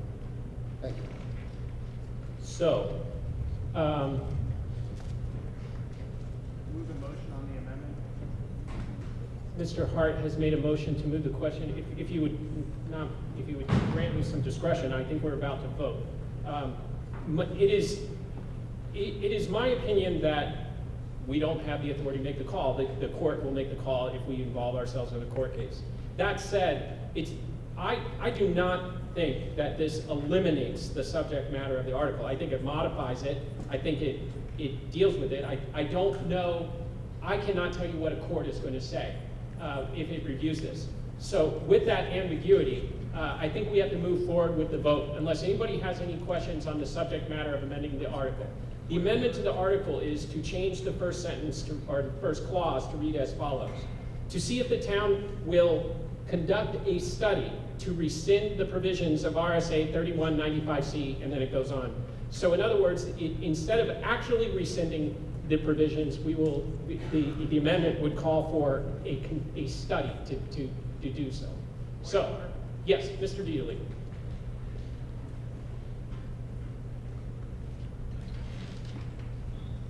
Should a motion to challenge the moderator's decision take place before the vote on the article? Yes. Okay, and what's the procedure for doing that? Because I'd like to challenge the moderator's ruling. You would say, I challenge moderator's ruling. I challenge moderator's ruling. Great. And then I would ask for a second on that. I will second it. Because I think it's important that the meeting votes on this, because I would like to see what everybody's opinion is. Does anybody want to second that? I don't. Yes, Mr. Simon. So, my opinion was that the amendment does not eliminate the purpose. The town meeting, however, is the final arbiter of what the opinion is. So in this complicated, fun procedural process, you will be voting on whether my opinion to overrule my opinion or not. If you vote yes, you will be overruling my opinion, and it will be the opinion of the town meeting that the amendment is not permitted. If you vote no, it means that you support my opinion that this amendment can go forward as voted, and then we will vote on that amendment. Does everybody understand where we are? Because I don't. Okay. Thank you. Very well. So the vote is whether my opinion stands or not. If you vote yes, you will be overruling my opinion. If you vote no, you will be supporting that. All those in favor of overruling the moderator's opinion, please raise your hand, and I will close my eyes.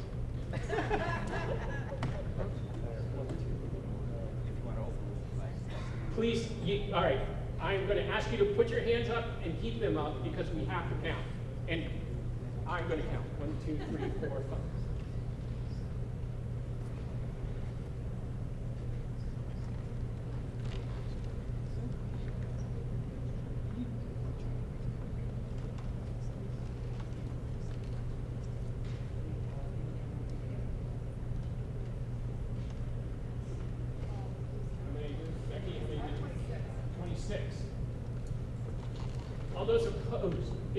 Those opposed, in other words, you will be upholding my opinion.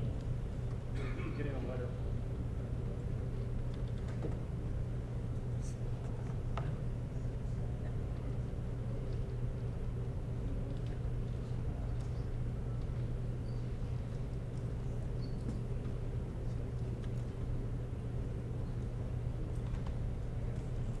Thank you.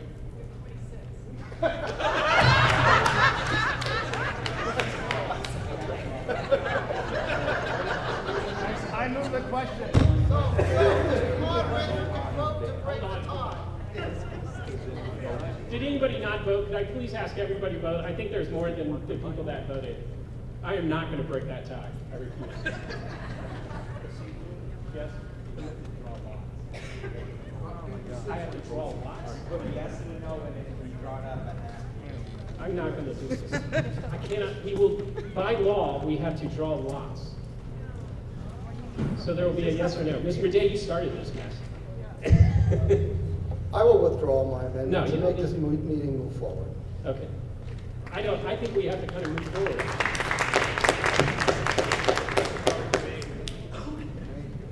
Allow me to reflect upon that. If you withdraw the amendment, the second has to be withdrawn. Who's the second on the amendment? I'll withdraw the second. Thank you. Becky? Mr. Madej has withdrawn his motion. Yes, and Mr. Archieri is withdrawing his second. So we will return to the original warrant article. Does anybody need any more discussion on this warrant article? That was an exercise in Robert's Rules of Order. The warrant article will move forward as written. Article T7, correcting a deficit in the Fire Station Public Works Facility Building Project Fund. To see if the town will vote to raise and appropriate the sum of $1,224,000 to be transferred to the Fire Public Works Building Capital Project Fund for the purpose of eliminating a deficit caused by the lapse of bonding authority for construction costs of the Fire Public Works Building. This sum to come from the June 3rd fund balance available for transfer on July 1st. No amount to be raised from taxation. Recommended by the Town Council 6-0. Recommended by the Municipal Budget Committee 9-0. If passed, there will be no impact on the tax rate. Majority vote required. Again, this will be a correction to a deficit in a building project fund. Does anybody have any questions, comments, or a desire to amend this warrant? Or any further information about it? It seems a little complicated. I can explain if you want, All right, stop me when I get wrong.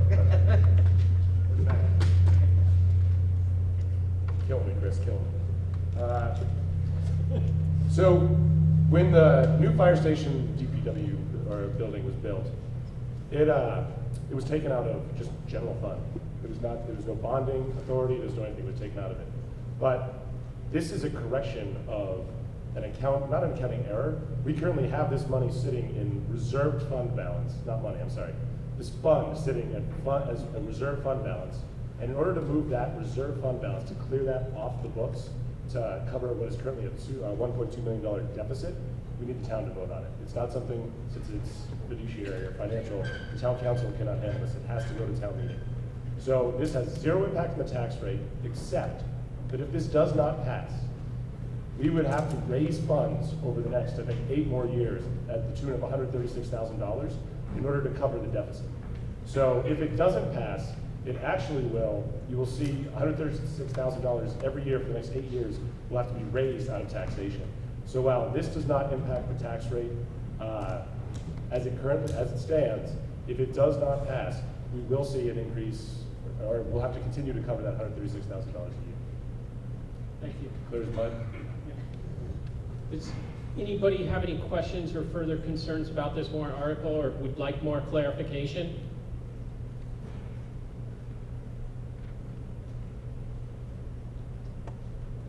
Seeing none, we'll move forward to the next warrant article. It will go forward as it is written. Yes? Okay. Before you move forward, I'd just like to make a motion to limit reconsideration on all actions previously taken at this meeting. Thank you. Do I have a second? Yes. Becky, did you get a second? Saw the gentleman up there.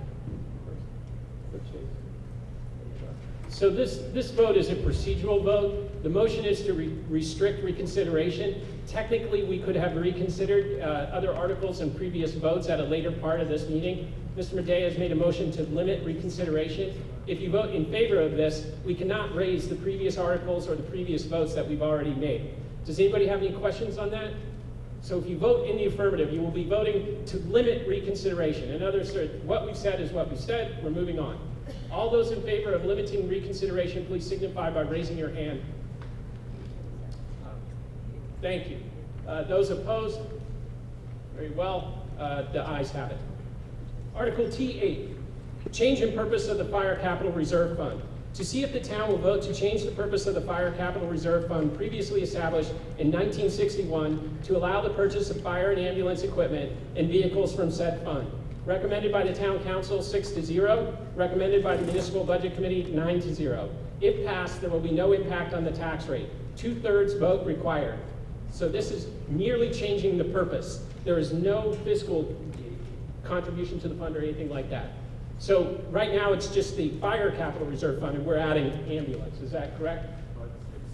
Go ahead. As it's currently structured, we're only allowed to buy vehicles with it. Okay. And this would allow us to, maybe equipment was different in 1961 for fire and life safety than it is today. There's more expensive items, then we'll then be able to use the capital reserve fund as opposed to the general fund to purchase. Great. Does anybody have any questions or comments or concerns or would like to amend this warrant article to change the purpose? Seeing none, this article will go forward as written. Article T9, change in purpose of the Health Insurance Capital Reserve Fund. To see if the town will vote to change the purpose of the Health Insurance Capital Reserve Fund previously established in 1999 to allow the use of said funds to include the purpose of stabilizing health benefit increases for employees. Recommended by the Town Council 6-0. Recommended by the Municipal Budget Committee 9-0. If passed, there will be no impact on the tax rate. 2/3 vote required. What is the change that we are doing? Mr. Moderator? Yes, can somebody, I'm sorry, yes, Mr. Fournier, thank you. Mr. Moderator. The change is to allow us to put money aside to offset possible increase in healthcare. When we switched town meeting from May to March, our healthcare providers, they provide us what they call a guaranteed maximum rate increase. So that means that the rate of healthcare increase cannot go over a certain percentage. However, in the past, we would have our actual rate increases by the time you'd have the vote in May. So what we're going to do is now, by creating the fund to do this, we can take the difference between the guaranteed maximum rate and the actual rate and place it into a capital reserve fund. So if we have a spike in the healthcare rates one year, we can withdraw money from there to offset those increases. Or if there's some other catastrophic change in healthcare, we can withdraw money from there so it doesn't impact the budget. And we can try to keep a stable healthcare impact in the future. Great, thank you for that explanation. Does anybody have any other questions or clarifications or would like to seek an amendment to this warrant article? Seeing none.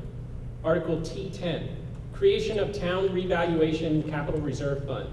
To see if the town will vote to establish a town revaluation capital reserve fund and to raise and appropriate the sum of $40,000 and no cents to be placed in said fund and to name the town council as agents. The purpose of this fund is to comply with the New Hampshire State Constitution and carry out a town revaluation in fiscal year 15. Recommended by the Town Council 6-0, recommended by the Municipal Budget Committee 9-0. If passed, it is estimated that this article will amount to a 5 cent of the tax rate. Majority vote required. Town valuation. Does anybody have any questions or comments, or would anybody like to explain a little further? Yeah. Mr. Fournier, thank you so much. Thank you, Mr. Moderator. By law, we need to conduct a revaluation every 5 years. That came out with the Claremont decision many years ago. What we've been doing is what they call a statistical update. So we try to do visit and measure and list a quarter of the town every year, and in the 5th year we have to do a statistical update by doing a review of the data for the past 4 years. Time's up, we have to do it in 15. Instead of having a one-time hit of $80,000, we're going to try to spread it out by having $40,000 put in this year and then another $40,000 next year. If this doesn't pass, we're obligated by Constitution to do this, so it would end up in the operating budget next year as $80,000 and then a default budget, so we'd have to do it no matter which way. So we're just trying to spread out the cost over 2 years. Thank you, Mr. Fournier. Yes, you have a question or a comment? Do I need to state my name again? Please. Gail DeRocher Wetner, Thank you. 26 Bay Road. I just had a quick question. When it says the New Hampshire State Constitution, does it state clearly that it has to be the town council that's named as the agents, or can we designate a specific group as the agents? I'll let you, my recollection is that you do not need to name the town council as agents, and that certainly is not in the Constitution. That's correct. You're welcome. Are you volunteering to be the agent? Mr. Nazaro. Real quickly, I just want to say 2 things. One, establishing this will allow us to, for between 15 and 20, put aside approximately $16,000 a year. So really spread it out over 4 years for evaluation, which is fiscally responsible. And 2, credit to this goes to our new town administrator, who we should potentially have been thinking about this 5 years ago to set this up so that we would have this. He brought this idea forward to the council, and I think it's just a testament to his knowledge of municipal law that he did this. So I want to thank him for that publicly. Thank you. Any other comments, questions, concerns, or desires to amend this warrant article? Seeing, yes, Mr. Porterado.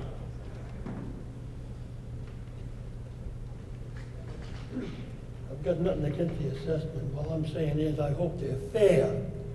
For some reason, the single homes are singled out for paying most of the taxes in this town.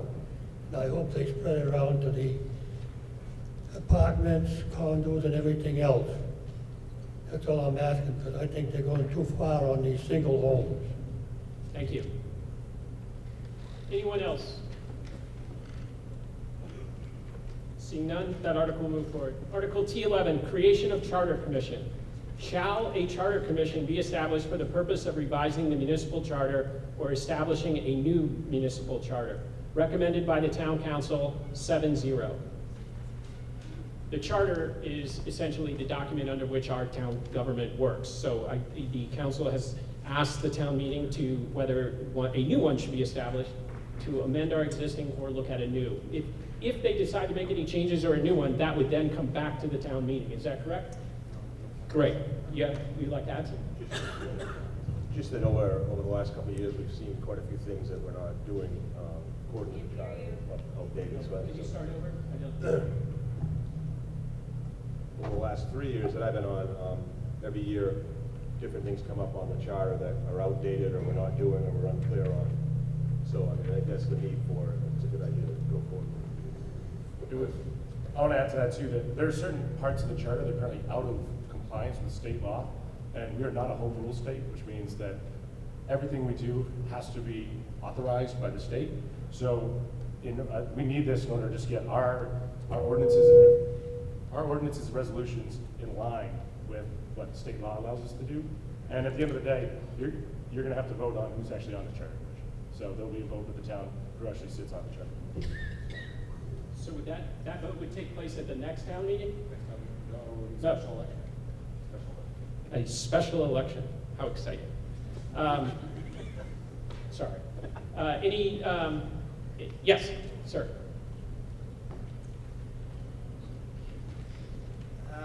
William Foster, Lemon Lanes Lane. Out of all the articles presented today, this one kind of scares me the most. In saying, basically, it's recommended by the town council, 7-0. My question is all the other governing bodies in the town, budget committee, school board, planning board, zoning board, all have to follow the charter and how it's written. I would have liked to see a voting record for each of those governing bodies so I can make a clear decision or not. I don't know if this is just something that the town council is choosing to do to try and tweak the charter in favor of what individuals on the town, respectively on the town council, may want to change for their vote or for their need or purpose on what they want to do. Also, with it being said that they are voted on people for the commission, are any board members going to be appointed to that commission? So let's start with the first part first. I'm one who obviously fully supports getting as much information out there. I believe these bolded languages about recommended by town council and the budget committee is actually limited by statute. So although I believe that it wouldn't be able to be on here, it would be interesting. The only way to get it would be to actually get those individual boards to vote in their public session or something like that, or poll them individually. So I don't want anybody to think that they're not trying to get that. I just don't think they can do it. And I don't know whether there was a public process to make all those other boards aware of it. On the second part, and just to describe, there would be a special election. The members of the commission would be elected. And then would there be any appointments, or would it all be elected? 3? No, Mr. Moderator. Yeah. By law, it's an independent body. It's an election. Actually, councilors cannot run for charter commission. It has to be an independent group, and there are 9 commissioners. They have a certain amount of time to review the charter and to come up with recommendations. They have to have a public hearing during that time. Then they have time to revise that again. And I don't have all the dates in front of me. I apologize. Also, the charter, before it goes to the voters, needs to be reviewed by the Attorney General's office, the Secretary of State, as well as the Department of Revenue Administration. And then it'll come to the ballot next March. But it is an independent body that would review the charter top to bottom. And it's an elected member of 9 members. And then my final question, Councilor Bentley mentioned there were a few items. I just would wonder, it might be hard to do right now. Is there anything specific that the current town council wanted to change in the charter? And of course they can't. But something specific to put our hands on of why you have to have this elected body, another elected body in the town. Sure. If somebody from the council could comment on some of the things you may have found in the charter that are pushing this warrant article forward. Anyone? Steve's the one that really made that motion. Mr. Moderator, if you don't mind. No, I don't. Thank you. There are a few items. One that I can tell you that we just ran into is the bonding article. In 1996, the town adopted the provisions of SB 2 for adopting the budget. Well, you would think they would have adopted at the same time the provisions of SB2 for bonding. Well, they didn't. So there are two different articles there for bonding versus having the budget. So we actually have to have a public hearing after deliberative session on the bond article.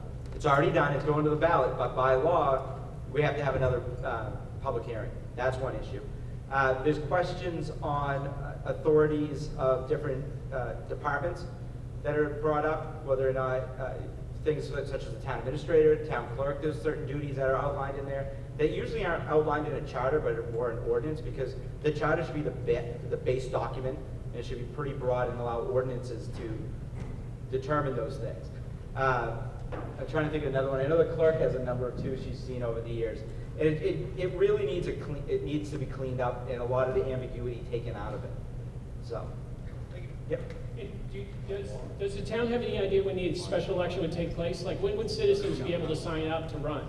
I'm sorry? When would citizens be able to sign up to run for this election? If it's adopted, there's a certain period after the election. We will have to post it and make the notice of it, that there would be a filing period, much like the one that just closed. I believe it's 2 weeks after. I'd have to double check. That the period would open, and then there's 7 days after, and you file during that time, and then after that, there's, I believe, 68 or 30 days till the election, and then it kicks in the time frame of having the charter commission.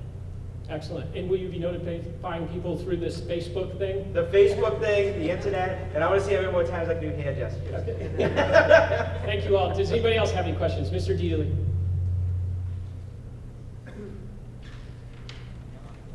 Smith Gas Road. If I'm being presumptuous, I apologize, but I think the question hinted at here is this the Charter Commission which has the ability, if the citizens of Newmarket so choose, to institute a city form of government which the council would preside over, approving the bottom line dollar amount of the school board? Is that within the purview of this Charter Commission? All right. Yeah, right. It could. I understand it could. I just want to. It could do a lot of things, but it could propose that. But again, the town would have to vote on it. No, I But understand. it's not the intention. It's certainly not mine, and I don't want to be presumptuous for the council. But I'll say the conversations we had in the chambers on television. It is not our intention to make this a town council power grab. This is not at all what the intention is. We have things that need to be cleaned up between ordinance, between our charter and state law. If we don't do this, we're going to be out of compliance with state law. We'll probably have to just have this conversation again and continue to put this forward until we can get ourselves in compliance with the charter. So if that is the concern, if people are concerned about that, I encourage you to vote for this and run for the Charter Commission. That's what I would say. Councilor Levy, I'm sorry. Yeah, I hate to bring this up, but there is a conflict in the charter with respect to if the town administrator resigns. And the conflict we saw last time was a timeline to replace the town administrator. And there's two different areas in the charter that was brought to my attention that conflicted with one another. And I think there's probably more areas that do not presently comply with state law. I've heard from many people that they think that we are looking to change the form of government. That's certainly not anything that we've discussed at the town council level. I don't frankly think that's in the interest of the town, but that's just my personal opinion. But that is not the purpose of why this is being brought or put on the warrants. So. Thank you. So to recap, I believe that it is, the purpose of this commission is very important. It has the ability to make changes to the charter. My understanding of the testimony here is that there are several things that need to be changed, but there's another concern that it could result in significant changes. I think the bottom line here is it's important that if this passes, that if you're interested in it, that you follow it, and that if you have the time, that you run for the position. Does anyone else have any comments, questions, or any desire to amend this warrant article? Seeing none, it will go forward as written. Article T12, other business, to transact any other business that legally may come before this meeting. Two things I'd like to mention. I want to thank all of our public officials, particularly the Budget Committee and the Council. I don't, Mr. LeBranch and Zink, I saw in a newspaper article that you had not signed up, or if you're stepping off, I thank you for all your service. If you signed up again, I look forward to the election. And also, I would note that going through the votes, recommendations by the council and the budget committee, they were all unanimous. I commend both boards for working together so well and come up with a collaborative result. I don't think I've ever seen that, and thank you. And I also want to thank you. So, that's good to hear. Thank you all for making this a good town meeting. I thought we had some good discussions. I look forward to the school meeting immediately after this. Again, please come forward to me if you have any comments about this being on the same day. And that will conclude our motion to adjourn, perhaps. Second, thank you. Do you see Mr. Day? All those in favor? Aye, thank you. The ayes have it.